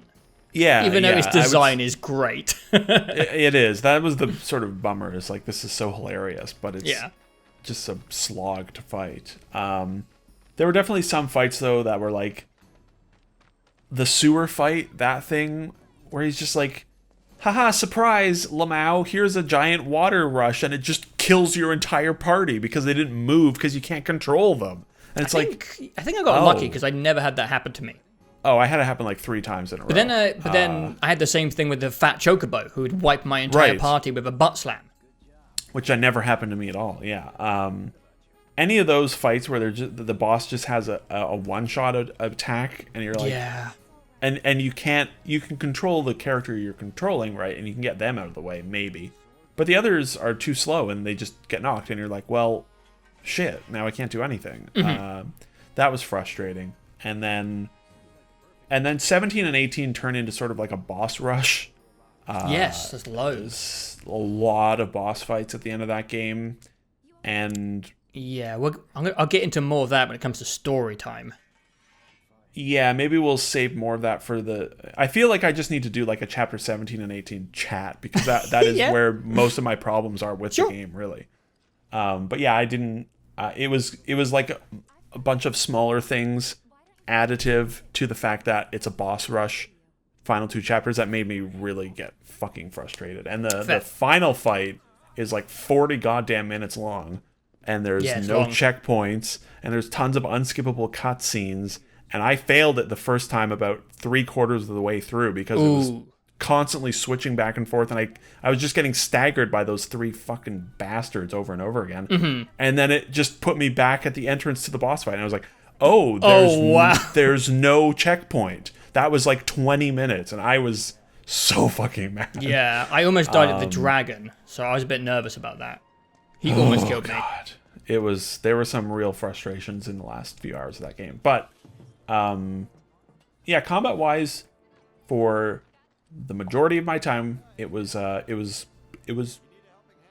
varied between quite enjoyable, mindlessly brute forcing and frustration. But I would say the majority of it was in the positive half of that. Yeah, I would agree. Yeah, and I enjoyed most of my time with the combat as well. And I like that you have good variety to pick from. Like, Tifa's a really fast, punchy character. Barrett, a little more long range, though he can get weapons that are much more close quarters. Aerith, very magic heavy. Cloud, sort of a basic melee hitter, and I liked Cloud's moveset a lot. Hard Edge is insanely powerful, and I played as him probably the most, but it's nice that, you have a lot of different options. But it was frustrating when your favorite would go away. Oh yeah. Which is But I was thinking for much of this game, I thought, well, they're obviously gonna make it so that I can pick my party. In hindsight, it makes sense that once you see the whole, you're like, okay, I get why you never get to pick your party, right? But there were definitely a few times where I was like, oh, please just let me pick. I just want Barrett, Aerith, and Cloud. I don't care. I'm sorry, Tifa. I just never got what's so good. I have the opposite. The Chi Trap is really good, but I really got to the point where I thought Tifa was better than Cloud near the end. Oh, interesting. Yeah. She was insane for me near the end. Cloud, Barrett, Aerith for me was just like, you just delete everything on the screen, because Aerith has that ward that lets you cast double magic, and that just melts. And then Cloud is just a brute, and Barrett was long range, clean up, and he was always my healer as well. Yeah, me too. But Tifa, I don't know. I think I'm not a super huge fan of fast combat, rapid hit combat as well. God, she was insane. She actually got me through the final boss of the game with the triple bastards, because the Chi trap would stagger them continuously. So I would actually stagger lock one of them at a time and just absolutely go nuts on them. Yeah, I've seen a lot of people say that Tifa is insanely OP, but I never quite found that. But that's fine. I found that with others, which it's nice. I like that. Yeah, I think that's about all I have for combat-related things. Well, I was going to bring up a couple of qualms I have with the materia system. Because yeah. I really like the materia system. Obviously, I've already pointed out that switching characters and then changing their loadouts one by one is a pain in the ass. But I really liked the Ratchet and Clank-esque leveling up of individual materials depending on how long you use them or have them equipped. That's really fun. And it added some decision making and building your class. Like, well, I don't really need this now, but I'd love to level it up to level 5 because that might be good later. I thought that was really fun. It's a really fun aspect to like the RPG-ness. And the same with the weapons. I like that each weapon had a proficiency and that you get to keep a skill after mastering it. It really kind of forces you, well, not forces you, but encourages you to keep things varied. But I do have a couple of problems. I don't know if you'll agree, but I kind of wanted more variety in the materia. Because near the end of the game, I just had these empty slots and there wasn't really anything I wanted to equip. And I don't know if I just wasn't looking in the right locations, but sometimes I couldn't find I couldn't find duplicates of materia I was really enjoying. Like I wanted more of the magnify, which links stuff together, and I only had one. And I checked in Wool Market, and I checked in another shop, and maybe I should have wikied it. Maybe there is a shop where I can get another magnify. But I had one of those. And I just really wanted a couple of those because I thought the blue materia was a really fun, evolution on the building of your party and led to more complex builds. But I just didn't really have any cool ones of those blue things. I don't know if I missed them or didn't find the right shop. I just, near the end of the game, had so many slots, and I had my healer, I had my DPS guy, I had my spell I guess boy. I'll put poison and this and that on here and double XP or whatever. Yeah, and I guess I put luck on. I don't know what luck does, but I've got like 2 slots for Barret, and I didn't want to bother with haste or. What? Haste is so good. Holy shit. I didn't want to bother with haste unless I had magnify, because I was like, I don't want to cast haste on one person. I want to do it on both people, but I'm using magnify to heal my entire party. So I feel like I would have used more things if I had more magnify, because like hasting one person, I was like, I'd rather use that slot for, I don't know. I just wanted a bit more variety. I wish, it felt like there were, you could buy lots of the healing and fire and those things, but there were a ton of them, of the purple and yellow and blue types, that I'm just like, I only have one of these, and I don't need, the ATB boost when you start combat on all of my characters, but like, I would like it on 2. But you can't buy any. You have one. And I don't know if you can get duplicates of some of those, or if you just get only one. It seems weird that you'd only get one. I don't know. I just wanted just a couple more to mix things up as the game went on. I think the game did a really good job pacing-wise at making the combat feel varied in the first half, because it was introducing new characters consistently up until Aerith, and then you had weapons coming in, making you acquire different spells, and you were, as you were going through Chadley stuff, getting brand new materia. But near the last quarter, or maybe even last third, I just kind of felt like I was going through the motions with my build, and I wasn't really doing much new. Yeah, from like 14 or so onwards, that big side quest chapter, that's where I sort of figured everyone out, and then it was just like cruise control for the rest of the game, Yeah, just some more weird materia. I don't know, something that turns an enemy into a frog or something silly. Yeah, well, I think... So that sort of ties into something that I was going to say related to materia, which is that there's a decent amount of stuff in this game that I just have no idea how it works or what it does, because the descriptions are not very clear. Yes, sometimes, Like, I only figured out that the magnify thing works that way after beating the game.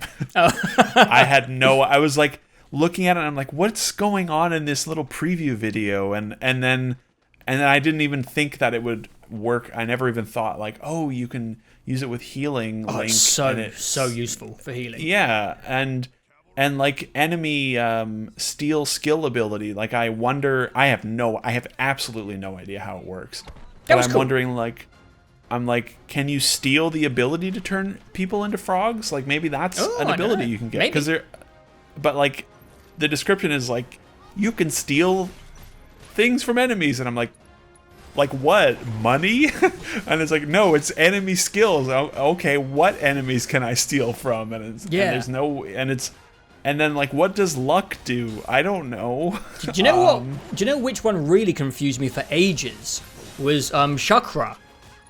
Oh, so really? The way that chakra read to me is it said it heals you for the amount of damage you've taken and cures poison. So I thought it was just for when you were poisoned. I thought it healed you for the amount of poison damage you had taken. So I didn't use it until the second half when I'm streaming it, and they're like, no, it just heals you for how much damage you've taken in combat. And it's one of the most useful ones in the game. And I don't know if someone had corrected me if I would have figured that out, because I'm an idiot. Right, yeah. Well, that's the thing. And that was me with Magnify. And there's a few other like that. There's a few that are like ATB related where I've read them like 30 times. And I'm like, I just don't know what this means. Like, the one where it's like you get an ATB boost when you command an ally to do this or that, and I'm like, what? I'm just gonna ignore this. Yeah, I could never figure out synergy. Like, you're supposed to make teammates cast a spell, but unless I wasn't concentrating, I never saw anyone cast a spell when I used my spells. So I'm like, am I doing this right? There was a decent number of those where I'm just like, I don't know how this works, so I'm just gonna keep using fire. Cloud, use fire. Smash. Yeah. Same with the items. You get like 7 trillion items in this game, and the only ones that are useful are the high and mega potions and antidote and the revive. And like, there's so many in your list by the end of that game, and it's like, okay, I guess I should have just sold them, but you don't need money past like chapter 14 either, or even earlier. Chapter 9 was, I don't even know. I don't think items are worth a full ATB bar in combat. No. You can always do something more efficient with it. And on hard mode, you can't even use the items at all. Oh, interesting. Ever. So it's like, I guess I'll just, if you were to replay it on hard, it's like, I guess I'll just sell all of these, because I can never, ever use. It's weird that they just turned that off. Anyways, there's certainly some oddities throughout with the combat, but I feel like we've been laying down criticisms a lot because I don't know. I just find that there's usually more to say about things you would like to see improved, rather than being like, I like the combat. It looks nice and it's fun to smash things. But that's kind of the positive summed up, and the negatives are usually a bit more nuanced and take a bit more describing. But I just want to clarify, because I do have one more point, that I really overall liked the systems. Materia was fun, I just wanted more of them. I really like getting more weapons. And overall, the combat was approachable and theatric all the way through. This is such a small complaint about the weapons, but why, when you're upgrading a weapon, does it not go around in a circle when you're switching between the... I have no fucking idea. It goes around like a broken clock, and it's just... it's really a really weird. Small complaint, but it was just It's a weird really menu. annoying. I think quite a few of the menus in this game are sort of annoying. I feel like just in general, game menus, this whole generation, I feel like, it's like all these games we play, we're just like, the menus are kind of fucking shit in this. Just give me like a clean, like linear list, you know? Am I being stupid, or could you equip a weapon from the upgrade weapon screen? No, I don't think you could. Because I had to, every time I would upgrade the weapon and then click back into it. Yes, and then click back into it, because I'm muscle memory trying to equip it, and you got to back out, up, and it's just like, why can't I just equip the weapon I just upgraded? I don't know. I don't know why you can't do the opposite, which is just click the upgrade screen from your equip menu. Just weird things here and there, but I think when we talk about things we wish were better, it's usually a sign that, you know, we liked it, we cared. Oh yeah, I did. I think, you know, any talk that goes on for a long time in these videos means we liked the game. And I think it's a solid and approachable combat system with a lot of variety for the people who are, you know, much more well versed in these types of combats. But for some fucking idiot like me, it was pretty easy to get into, and it was pretty enjoyable throughout. Also, we have like 4 more of these games, so I think it's fair to want to say some things we'd like to see improved for the next one. Yeah, and I'm sure they will improve them. Yeah. I think I think that sums it up. The summons are good. They're always good in Final Fantasy games. They're always ridiculous and bombastic. I like the summons. Yeah. The intro and outro stuff could have been... I wish... It's fun the first, 3 or 4 times. And then every time I summon Ifrit, it's like, oh my god, this is the longest animation ever. I didn't mind. I think it's cool. But it looked cool. It looked good every time. Yeah. I was going to say I want to talk about some of the structure of the game. Okay. I'm done with combat, so we can progress. Okay. I didn't know what the structure of this game was going to be. I didn't presume it was going to be an open world, but I didn't know that it wasn't going to be. I had no reference point whatsoever. Yeah, me neither. And I really like that it's linear. It feels like a really big, long action game. It's a long game, 30, 40 hours, but it has that sort of simplicity of forward momentum that a good, Uncharted has, or whatever, or and it's just it's nice to not have to worry about thinking much about where you're going to go or what you're going to do next. You just keep pushing forward, and you go through quite a lot of environments. Yeah. And I think the linear part of it is a big plus to me. And I don't know if open world Final Fantasy is what I want. I think linear is the format for me for Final Fantasy. Yeah, fair. And it's a little weird at times just how linear this game is. Yeah. Some of those corridors are real straight and real narrow. But I was totally okay with that because it's just too. It's I don't want to fucking think or be like, where do I go? Oh my god, I'm so annoyed. I just want to let my eyes glaze over, let the beautiful anime people talk to each other, and then I'll hold left stick forward, and it's just and it works, and that's fine. Yeah, I totally agree. I liked it. It was great for pacing, in my opinion. Yeah, and I think the game as a whole is really well paced. Yes. It balances cutscenes and combat and wandering around really, really well. Oh, especially the first half. It's immaculately paced. I love the first half. Yeah, up till chapter 14 is where it sort of, which is actually probably more like the majority of the game, for me at least. Chapter 14 was where the momentum sort of slowed. Yeah. Partially because chapter 14 is fucking huge if you do all the side quests, which we'll talk about in a second. Yeah, I did.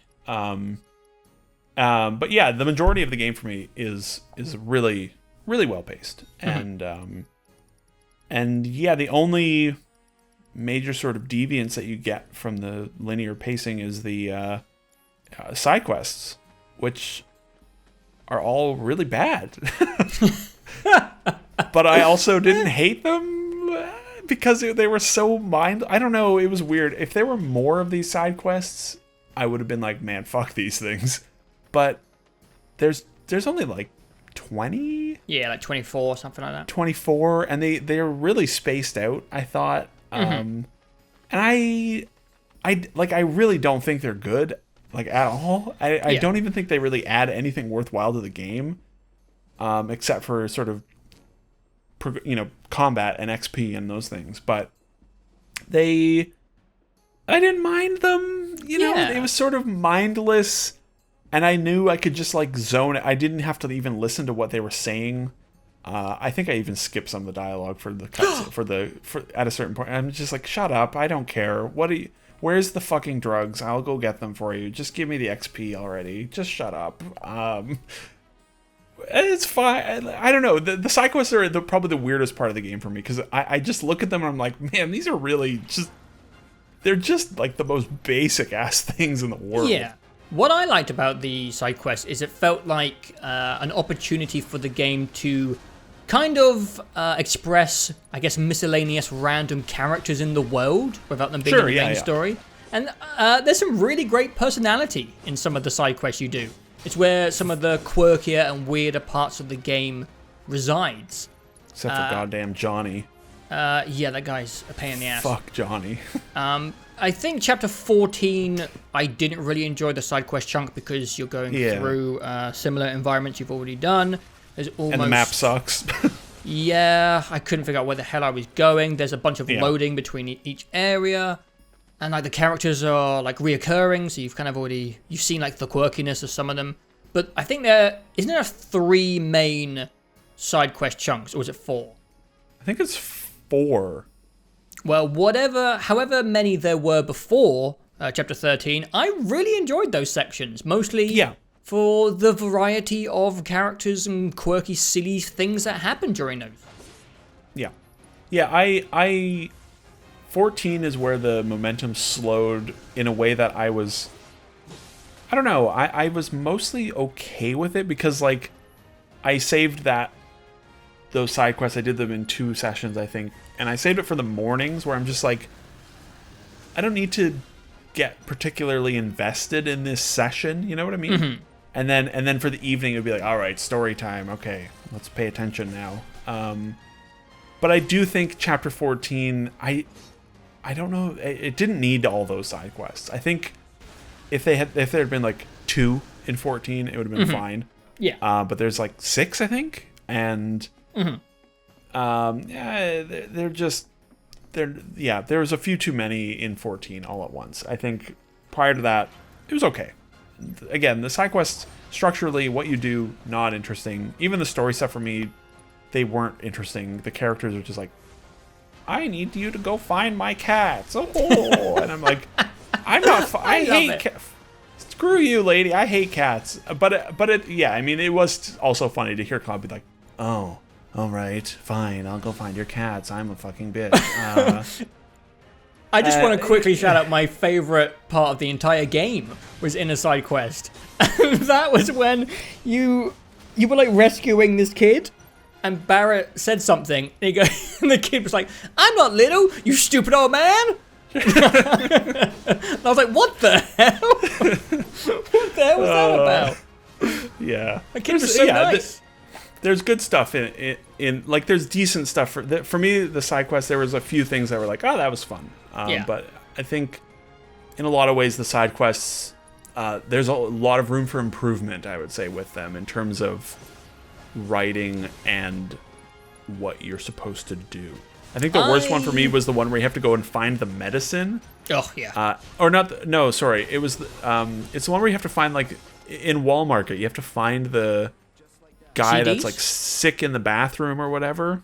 Oh yeah.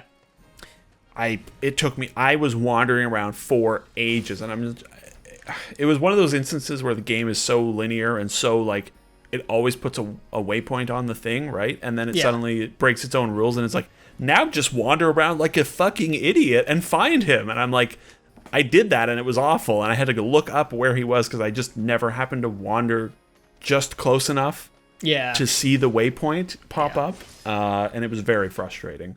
Mm-hmm. And then the stashes one, where it's like, I don't know where the last stash is. Turns out you would never know this, but it's in the next story mission, and that's like completely unintuitive. It breaks its own rules because usually you don't progress past the side quest chunks before. Right. Yeah. So there's a few times where it breaks its own rules, like you said, and it's frustrating when it does that.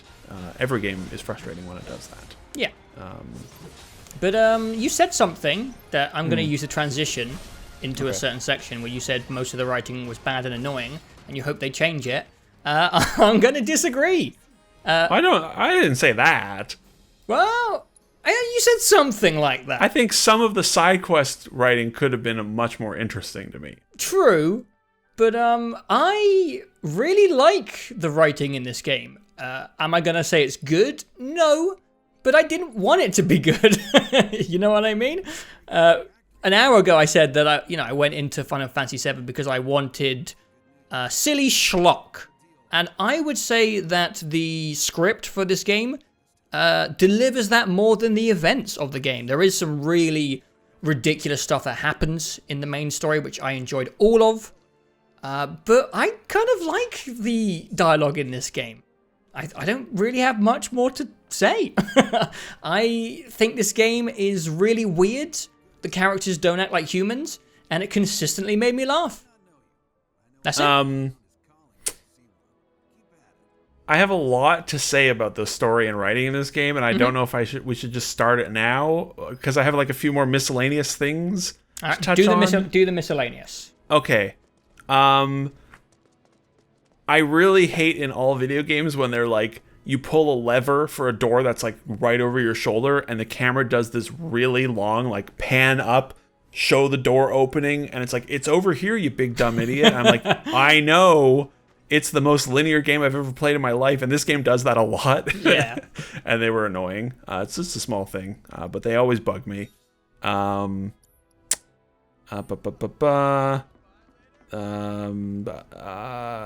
It looks... This game is great. I love this. Half of this game, I would be like, man, this shit looks insane. What on earth do we need next-gen consoles for? This shit looks crazy. The other half of this game looked like Fallout 3. Yeah. To me, it looked like... To me, it looked like the old Final Fantasy VII was leaking in at points. Yeah. Yeah. It looks broken at times, I would argue. It Some looks of the like textures... it does look broken, yeah, and unfinished at times, yeah. It's so weird. What it reminded me of is, this is a really niche reference, but years and years ago I talked about when I emulated Super Mario Galaxy, but my HD texture pack was broken for underwater stuff. The one I had downloaded just didn't have textures for when you were underwater. So my Mario Galaxy emulator would be running in like 1440p, and then when I would jump back in the water, it would go back to like 2005, and it was a really hilarious effect to me. And that's what this game reminded me of. Yeah, it's weird. It's because like the good stuff in this game, which are the cutscenes and the all of the like Shinra areas, you know, metal interiors, neon lighting, nighttime. The game at night looks great, I think. All of that stuff looks so good. The cutscenes especially. Oh, the pre-rendered ones as well? Whew. Well, there's only a couple of those pre-rendered ones. But those, I mean, those are full CGI, but like, I don't know, that doesn't really... They look nice, but graphics. Like, I just wanted to say they look good. They did. But all of the cutscenes, which are all, you know, probably like 99% of them are real time, they just look crazy good. Yeah. The character models, the lighting on them, the animation, like everything, they look insane. And then you get to Sector 5 or whatever, the scrap yards, and you're looking at these textures like, what's happening here? Yeah, it was odd. And then you get to like chapter 16 or whatever, where you're climbing up, you know, to the plate again, and you look out and they have just like this low res JPEG that's just blatantly like flat JPEG like right in front of you, and you're like, what is this? I think that is a remnant. I would imagine, this is pure speculation, of course.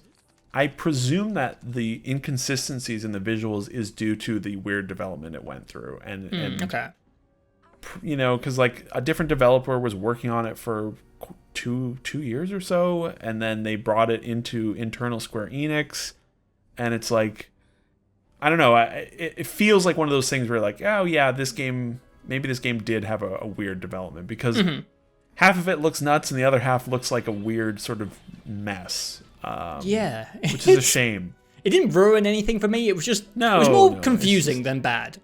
Yeah, it's confusing and very jarring to go from from like some of the best looking cutscenes of the generation to running around what it honestly looked like some of the textures from Fallout 3. You know, it's just this blob with like 5 polygons and like a flat texture, and this is supposed to be like a big pile of metal scrap, and it's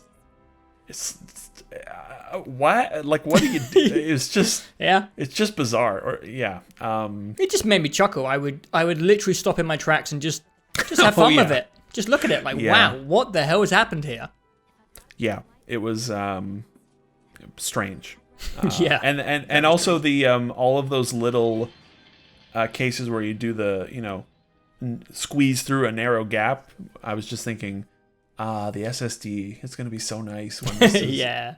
a remnant. When you think back to 13, 15 years of games where they're just like, we need to slow the player down. Shit, what do we do? Just put a narrow hallway in front of them. Put a box. They gotta push a box. There's a fair amount of that in this game as well. But that's okay. Whatever. It's technology is what it is. Okay, I do have just a few little things before we move on. I really liked the little Yakuza minigames that appeared every now and then. Yeah. They were really silly, over the top, strangely difficult, and just good for pacing. Little miscellaneous thing. I just really liked them. Yeah, and there wasn't too many. There's only... Oh no, there were actually quite a few. They were all different as well. That's probably why I'm just sort of like, which ones were there? But yeah, they were... The lever one was the most obnoxious for me. The one where you have to pull the levers at the same time. Yeah, that would not work consistently for me. I don't know what was wrong with that. I couldn't get it, yeah. But yeah, they were good. The squats and pull-ups one was good. The dancing one was great. I mean, it was pretty simple, but it looked very cool. I like the music in this game. Oh, yeah. But I want to compare it to the graphics where the music in this game is tonally so inappropriate for what's happening on screen. And the mixing, I don't know if it was just me, but it was so loud. Like, I could barely hear people talking at times because the music was so loud. And the music was just odd at times. Some of the music that was playing was like really chipper, and what was happening on screen wasn't chipper. And it didn't bother me, but I definitely had multiple times in the game where I was laughing because I was like, what is this music right now? I never thought too much about that, but I definitely noticed the mixing. The mixing is weird in this game. The audio is strange sometimes. Yeah. The music is too loud, and when a character is talking to you, they're like, they get more than like 10 feet away from you, their volume just becomes completely occluded, and it's like, Cloud, come on, we gotta go. And it's like, what? You're like 5 feet in front of me, please. I can't hear what you're saying. I really like the music in this game. Yeah. There's some really good stuff throughout it. I love the chapter 14. Just that whole area, that music. I don't remember what it's called, but it's a real good piece of music. I love the, I think it's called Scarlet's theme, the weird like piano, like romantic red dress lady song that plays in like chapter 17 or whatever. Oh yeah. When you're just wandering around a big metal facility and there's just this lovely piano music love song playing. It's like, okay, I'm on board. The music is great. Yeah. I love Hip Hop Chocobo. Best song in the game. So stupid. But yeah, that's what I got. I was also going to say regarding cutscenes, they're super, super well directed. Like, video game cutscenes are so goddamn boring. Yeah. You know, we talk about like, Naughty Dog and how cinematic their games are, but their cutscenes are so boring. It's just over the shoulder, shot, reaction. It's just like the most basic style of cinematography and editing possible. And it's just so, you don't think about it because the character rendering and performance and writing is all good, but the actual technical sort of, that filmmaking part of my brain is like, oh my God, just do something interesting with the shot here. Yeah. But Final Fantasy VII is just like, this camera is on fucking crack cocaine. We're moving it all over the place. It's flying all over the place and zooming in, and people are. It's the cut. They're really well shot. Like it's the camera stuff in this game is exciting most. In all especially the the action sequences. And theatrical and and it's just like wow these cutscenes. I think that's part of why they look so good. Aside from the just pure technical part of it, it's just that they've got style and personality and a sense of fun and a sense of theatrical, and I really appreciate that because game cutscenes are pretty dull most of the time. Which is fine, but it's nice when they're good like this. You're like, oh man, because you don't have to bend to any rules with a video game camera. You can do anything you want with it. Anything. And they do. They do some crazy stuff with it. Yeah. All right, let's talk about story. I think I would like to just talk freely about story stuff because it's boring talking around things, and this is a 23-year-old video game. Well, but also it's... no, but I also I completely there's a lot of new stuff here for sure. Yeah. But I would just like to put up a thing that says please just let us talk about whatever we want for the story stuff for this whole section. Sure. And maybe we get spoilery. I don't know. I'll just demark it in the timestamps and all that and say we talk about the story stuff here. If you've played the game or you don't care. Yeah, I mean, I have some non-spoiler stuff to get into first. Yeah, I mean, I'm not going to just immediately jump to spoilers. We'll see. I might mark it differently, depending on how it goes. But yeah, story stuff. When I said I dislike the writing, I was specifically just referring to the side quests and not all of them as a whole, but just like quite a decent number of them where just you go up to a guy and he's like, there's rats in my factory, go kill the rats. And you're like, okay. And there's just like the majority of the side quests just have no personality to them, and they're just like bad MMO quests. Mm-hmm. And that's what I meant when I said I didn't like the writing. Because at the top of this long discussion, I said I really, really liked Final Fantasy VII, and the main reason I really liked it is because of the writing and the characters in this game. Cool. They're great, and the writing and performances, they're not like objectively good. They're very corny and ridiculous. I'd say they're goofy. Good, but not exceptional. Yeah.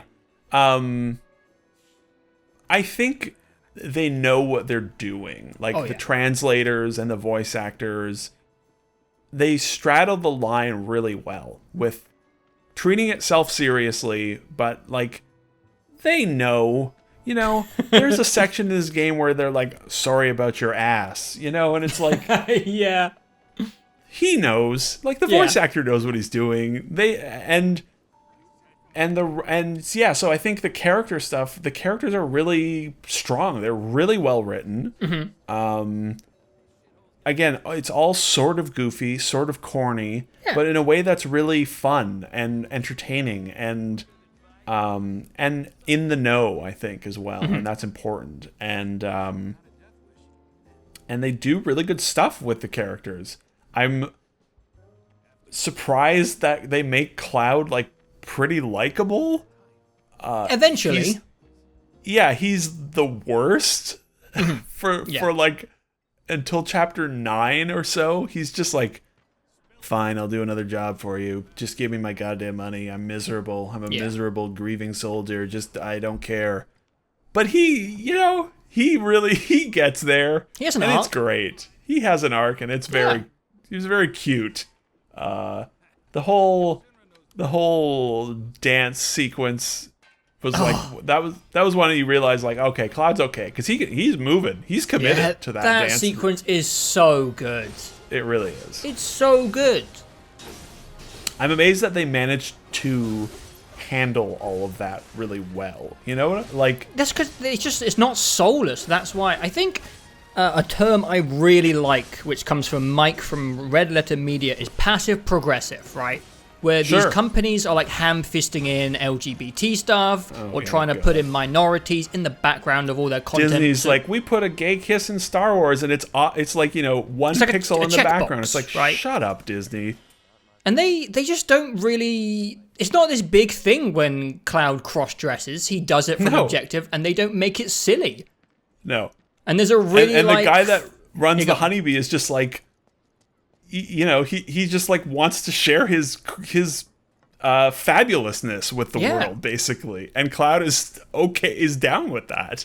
It doesn't feel like an agenda, or it would put there like a checkbox, or And I was worried when that started to come up. It's like, ooh, like I worry that they're just gonna make like a really offensive. It's just gonna be like, oof.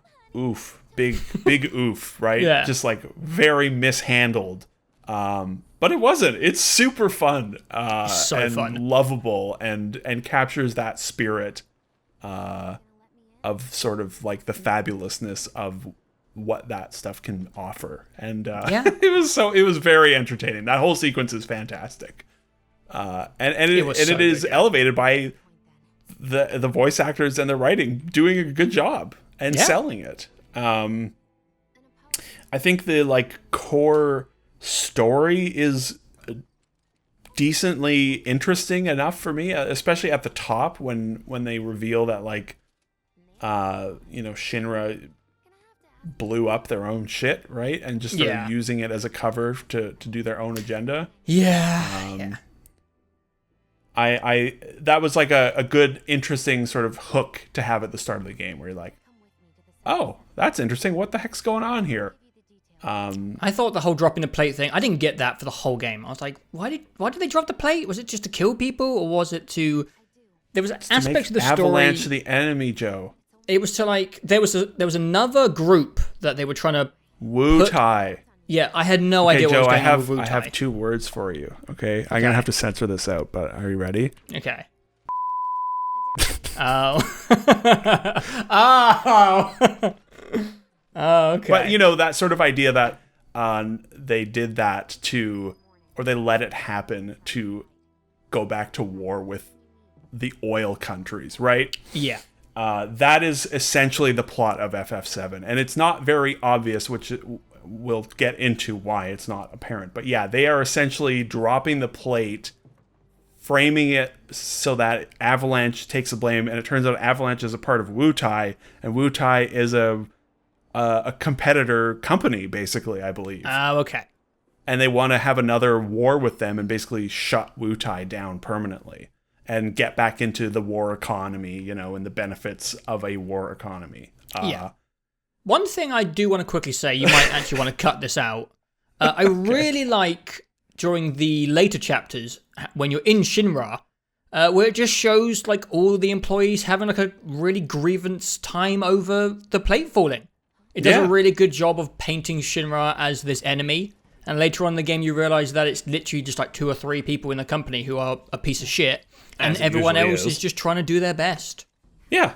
And I think there's a lot of stuff like that in this game where the writing and characterization is like surprisingly relevant and on point, Yeah, and it's like, the company is run by like 3 pieces of shit. And everyone else there is a normal, decent human being. Yeah. And like, there's regret from like Jesse and Barrett and crew where they're like, what did we fuck up? By like our cause is good, right? The idea is okay. Eco-terrorists trying to help the planet. It's like, okay, but then the explosion happens and it's way bigger than they thought. And they're like, well, oh shit, is that what? Are we the bad there, guys? And and that stuff's really solid throughout the whole game. The characters are really, I think, lovable is the word, and cute. Is sort of for the whole. It's very. It's just very enjoyable, and just to, like the little scenes with Barrett and Marlene, and are just like the cutest things in the world, and Aerith and Tifa being like best buds, and they just like work so well together. It's like, this is great. And I want to say that I like that the game was really horny. Oh my god, I'm glad you said it, because that's literally the exact word I was about to say. Is everyone likes this game because it's the horniest game ever made. It is a very horny game. And I just Jesus, those first like 10 chapters are like, ooh boy, oh boy. I liked it. I did too. Yeah, no, it's what I really like. I want to say something very specific. Okay. So, I knew a while back that Tifa. When people were like young kids, even though Tifa was like 4 rectangles, people had a crush on Tifa. Yes. And during this new era of being conservative, they could have, made her a little bit dumbed down. But no, they gave her massive giant tits. And they're like, yeah, you can crush on Tifa all over again. Look, everybody in this game is hot. Yeah. And they're okay with that. Like, Also, that's a part of anime. Anime is like thinking about that. Also, and which characters I hate to are say it, gonna but fuck like, each other. I hate to say it, but like, people be horny, you know? Like, just give them what they want. Exactly. And they do. They offer it all. They offer You can make like a very attractive character without it being what's that beach volleyball game, like Dead or Alive, I think it's called. Oh Is that the right God, thing? yeah, Dead or Alive. I think you're right. You know, like yeah. Tifa's extremely competent, and shows Aerith. Yeah, she's all the yeah. girls kick ass in this game. Yes, exactly. And everyone's smoking hot. Yeah. It's like, okay, that's fine, because they're not just like bimbos. None of them. They're all the people in this game have a soul to them, which is nice. Yeah. And yeah, I mean, everyone playing this game is the horniest because the game is the horniest. Yeah. And we're all stuck inside, not allowed to see anyone as well. It's So it's like, oof. Yeah, it's too true. It's too true. I mean, you know. But people playing this game aren't kids anymore. They're adults, and they want to think about fucking stuff. And I think a big thing about Persona is everyone picks a character they're into the most. And I think that's fun. Final Fantasy VII does the same thing. There's Jessie, Tifa, Aerith. Like, pick your poison. I picked Tifa. What about Jessie, dude? What the fuck? Jessie's so horny. I said As Jessie. in, she is so horny for Cloud. Oh, yeah. She is just desperate, that poor girl. And Cloud is just like not having any of it. He is God damn it, Cloud. dumbest idiot in the world. Man, that guy's an but asshole. he is suffering from PTSD, so that's True. It's fair. True. It's fair. Fucking Christ. So yeah, I think I'm just looking through my story-related notes here. I think the vast majority of the story and character stuff is really, really compelling, really entertaining, and I click with it a lot. I think it's also the vast majority of this game, I think, is also quite accessible to people like you and I who have no history. Yeah. Or There's not a knowledge huge of amount Final of Fantasy. progression in the story for the first, 3 quarters. It's mostly just the characters going on a pretty straightforward journey. Right, yeah.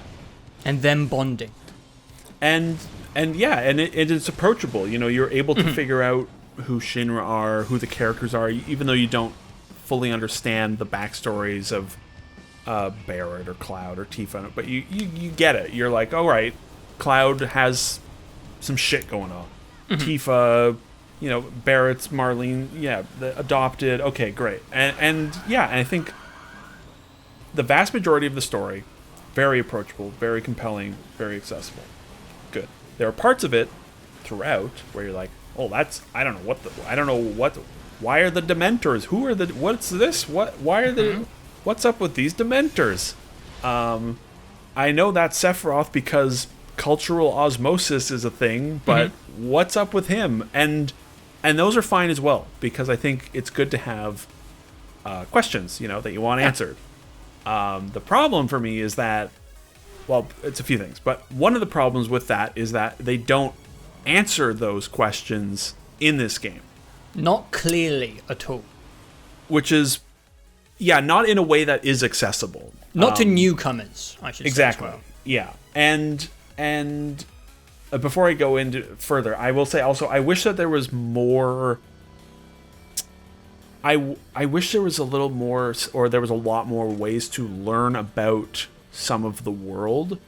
Like, I want to be able to ask, do like a Mass Effect conversation and be like, tell me about Shinra, and tell me about Wutai, and just give, let me just give me even a codex, right? Of just what are some of these things? You don't have to put in the history of Sephiroth and Cloud and Genova and all that fucking shit. But, just some of the, sort of broader world stuff I would have liked to have been able to just dig into more.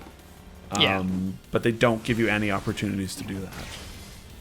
The problem for me, and the biggest reason that I was so frustrated with the last 4 hours of the game, aside from a bunch of the smaller sort of, gameplay things that we'd mentioned earlier, it's that they go so off the rails, off of the accessibility. Oh yeah. Tracks. They go from making 85% of this game is like, I'm there. I'm on board. I understand what's happening. I've never played a Final Fantasy game. I get it. I'm having a great old time. And then right near the end, what's his name? Nomura, crazy man, lead director, goes, haha, yoink, and turns you 90 degrees off the train track. And you're like, well, fuck. And it's complete, utter, incomprehensible nonsense. To us, yes. Yeah. It's like I had no fucking clue what was happening for the last 4 hours of this game. Absolutely no idea. Yeah. And I was kind of infuriated by that because they had gotten me. They had hooked me, right? Yeah. They'd reeled me in. And I was also frustrated because like I could tell that some wild shit was happening. But I had no idea what it meant. And then the game and then the credits roll, and I was like, compounded by the frustrations of the gameplay, I was sitting there like just completely baffled and kind of infuriated at all the story stuff, because it's so incomprehensible to newbies. Yeah. I 100% agree. It was a shame because I ended, I did 17 and 18 all in one play session, and I ended this game on a really low note, which was frustrating. So I went out to solve that. Me too. I began a journey to unravel the mysteries of the Final Fantasy cinematic universe, which spans Final Fantasy VII, a fucking 100-hour RPG, Crisis Core, and Before Crisis, which are two different prequel games to Final Fantasy VII. Okay. And also Final Fantasy VII Advent Children, which is a CGI animated movie sequel to Final Fantasy VII. Did you watch that? What's that? Did you watch the film? No. Okay. But that is, you need to know what happened in kind of all of those games to understand what happened in the last hours of the remake. Yeah, I just kind of found a 15-minute YouTube summary that kind of gave me the bullet points. I did buy the original Final Fantasy VII on Switch and played about 6 or 7 hours of it. What? Really? Yeah, I played through the whole Midgar section, which is about maybe 3 hours of the game. Jesus. And then got out into the sort of open world and played enough to understand, to see the Sephiroth stuff, to see the Genova stuff. Yeah. And then it started to get into history of Barrett, and I was like, I don't want to know this. I want to discover this for the first time in the subsequent parts that will come out.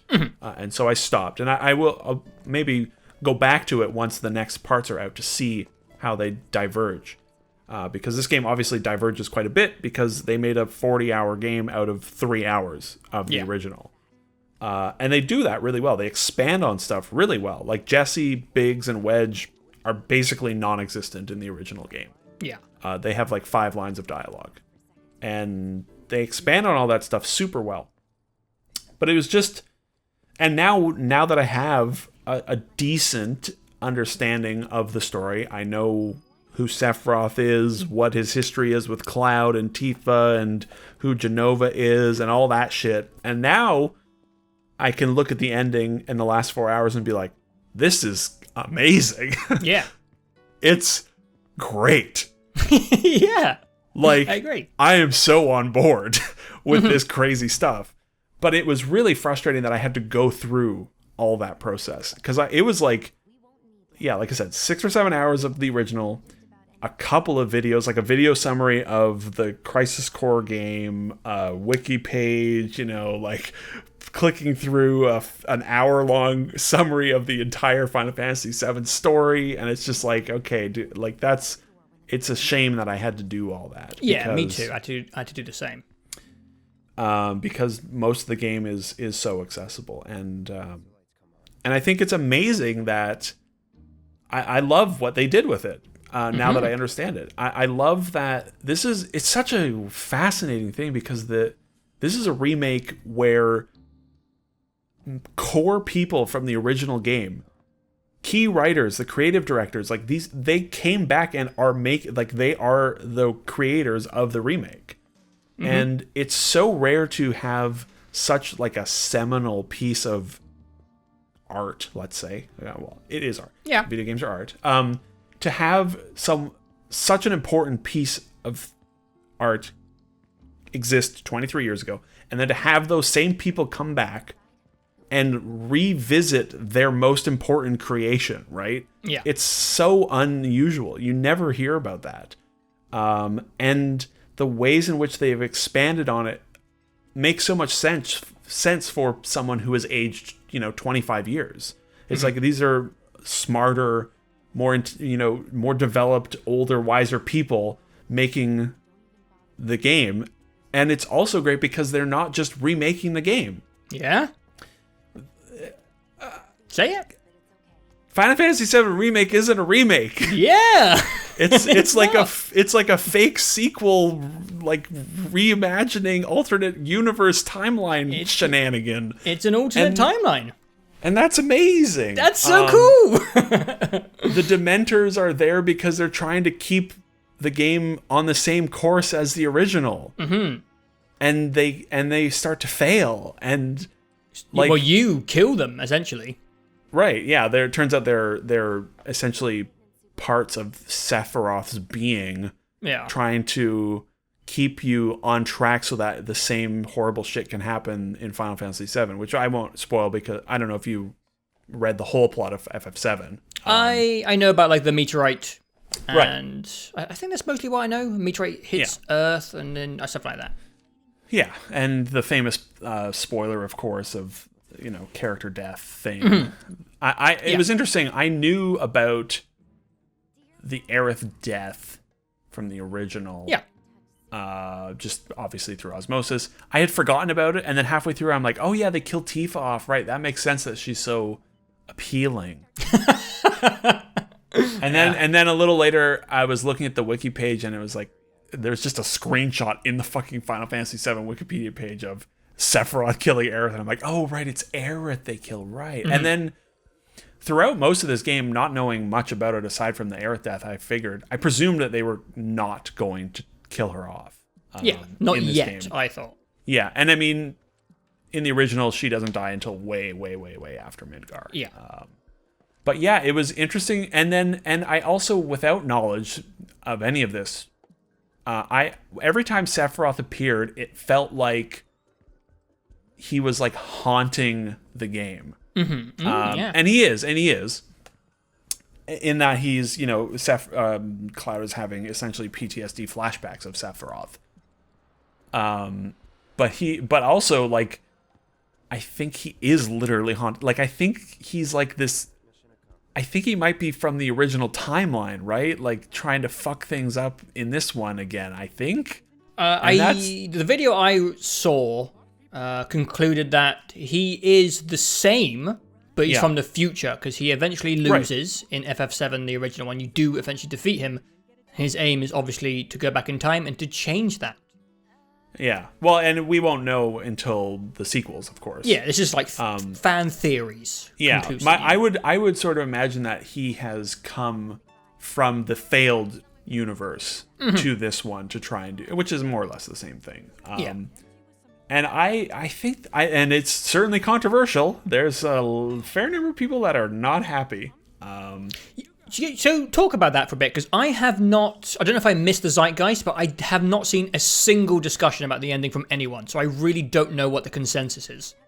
Yeah, well, I frequent some forums every now and then, and definitely popped into the 7 one. And I think it's hard to tell, of course, from so many people, but there's certainly a decent number of people that are like, fuck this. Like, give me the original game exactly as it was, which why? Like, who cares? Like, the original is there. Just go play it. I don't know. Also, it will probably still follow the blueprints of the original, but they've just opened themselves up to deviate in ways that will keep it exciting, even for, old fans. Yeah, exactly. They can deviate and expand upon just like they did in this. And I think, like, if you were coming back after all this time to remake the thing that you're most famous for, like, why wouldn't you fuck with it? You know, why would you want to just like 4K your old game from 20 years ago? Yeah, there's no They're point. obviously creative people, and they want to like if they're gonna make 4 games out of it, they want to enjoy it. Yeah, and they want to do something. Like I saw one of the older fellows that had, one of the writers on it. You know, he said like, this will probably be the last thing I work on before I, you know, like this will be the rest of my life and then I'll retire. And it's you can only make so many games. Yeah, and it's like, well, why wouldn't you want to reimagine the thing that, you know, your crowning achievement from when you were younger as now as an older man or a woman? And it's like, yeah, it's brilliant, I think. And it makes it exciting for newbies. And I think if I had, you know, great love for the original, I would be I'd be like, wow, this is crazy. Yeah. And super on board. And that stuff's real cool. It was really frustrating in the moment, especially when they cut to Zach. Yes. The black hair. And I'm like, who's this Cloud looking guy? What? I thought it was Cloud. Yeah. I'm like, oh, Cloud didn't bleach his hair yet, I guess. Okay. Yeah, that's what I said. And then he just dies, and then he's alive, and then the feathers are falling, and then there's like a chip bag with the little dog on it, but the dog is different, and it's like, so cool. I don't know what's going on. So I'm glad that we recorded this a good amount of time after I beat it, because I beat it in only 10 days, I think. And then I spent the last couple weeks, well, I spent like a week after that, mulling it all over and deciphering the story. And if we had recorded it immediately after I'd beaten it, I would have said, man, I am real bummed out. But now that I've figured it all out, and I'm like, okay, I'm fine with it. So most of my major problems with the last 2 chapters are somewhat alleviated now that I have figured them out, even though I do think they are indeed rather problematic because of how severely they sort of betray the rest of the game's storytelling. Yeah, I still agree, yeah. Yeah. I did sort of I started New Game Plus also, just to like see I might replay a couple of the chapters, replaying the opening to see some of those Sephiroth flashbacks are pretty interesting, now having seen the original event in FF7. I'll probably replay like the last chapter to see the ending stuff again now that I've seen and figured out all that bullshit. I just want to give my own take on like the last chunk of the game, even though it lines up with yours pretty closely.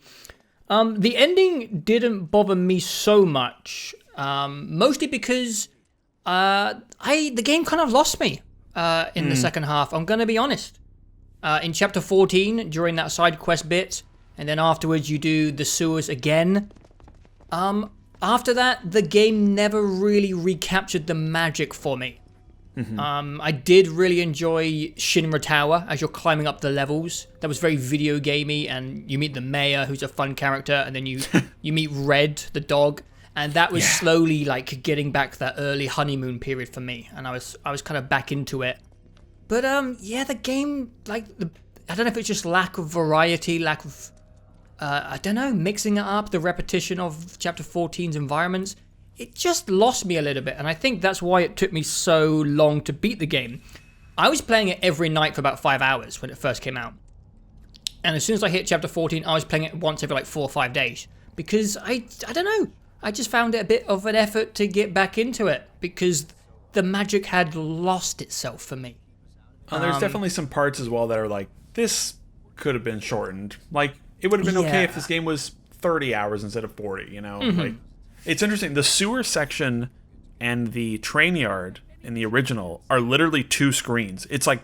Jesus, yeah. You drop into the sewers, you wake up Tifa and Aerith, you turn a corner, you fight that boss, and you're in the train yards. You walk, you do one puzzle, and you leave the train yards. It's like, it was like 3 minutes long. Damn.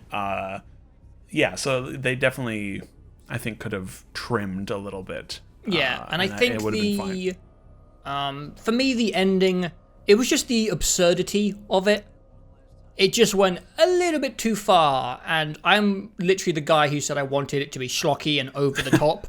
But it was just the like juxtaposition of the first like 2/3, which felt just a little bit grounded. Like I know it's a bit silly that Tifa is punching stuff with her fists against like big monsters, but near the end when she's like punching a god, that's when it gets really stupid. She just has her fists out and she's just like punching these gods in the face with a little dainty fist. It's like it went a little bit too far for me on the absurdity scale. And again, like you said, being disconnected from the story, I didn't know who I was fighting. When that boss came out with the tentacles at the top of Shinra Tower, I was like, who the fuck is this guy? And then you fight that annoying robot. I was like, where did this thing come from? Yeah. But I like the motorcycle bits. That's a little random. Oh, I was going to say the second motorcycle bit, I almost fucking deleted the game off my drive. I was going to say I liked it. Fucking hated that boss fight so much. Oh my god, cool. I failed it like 3 times. I was so mad, but that was after like 4 hours, right, of just being like ground down by the story and the other boss fights. Oh, that was almost what broke me. And I'm amazed I didn't break when I failed the boss fight, the Sephiroth fight at the end. That's rough. I was lucky enough to just get through it. Yeah. I think I pretty much agree with everything you said. You know, it lost me in the second half, but I can't really express how much I enjoyed the story, world, and progression in the first half, all the way up to the Honeybee Inn in Woolmarket. I adored that part of the game.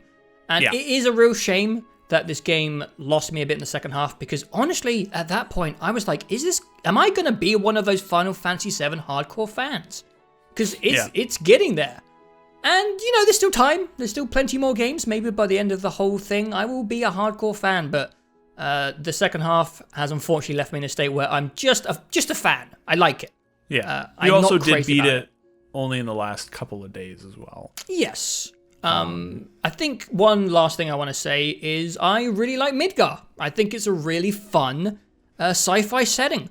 I love that there's like 2 levels to it. The slums beneath.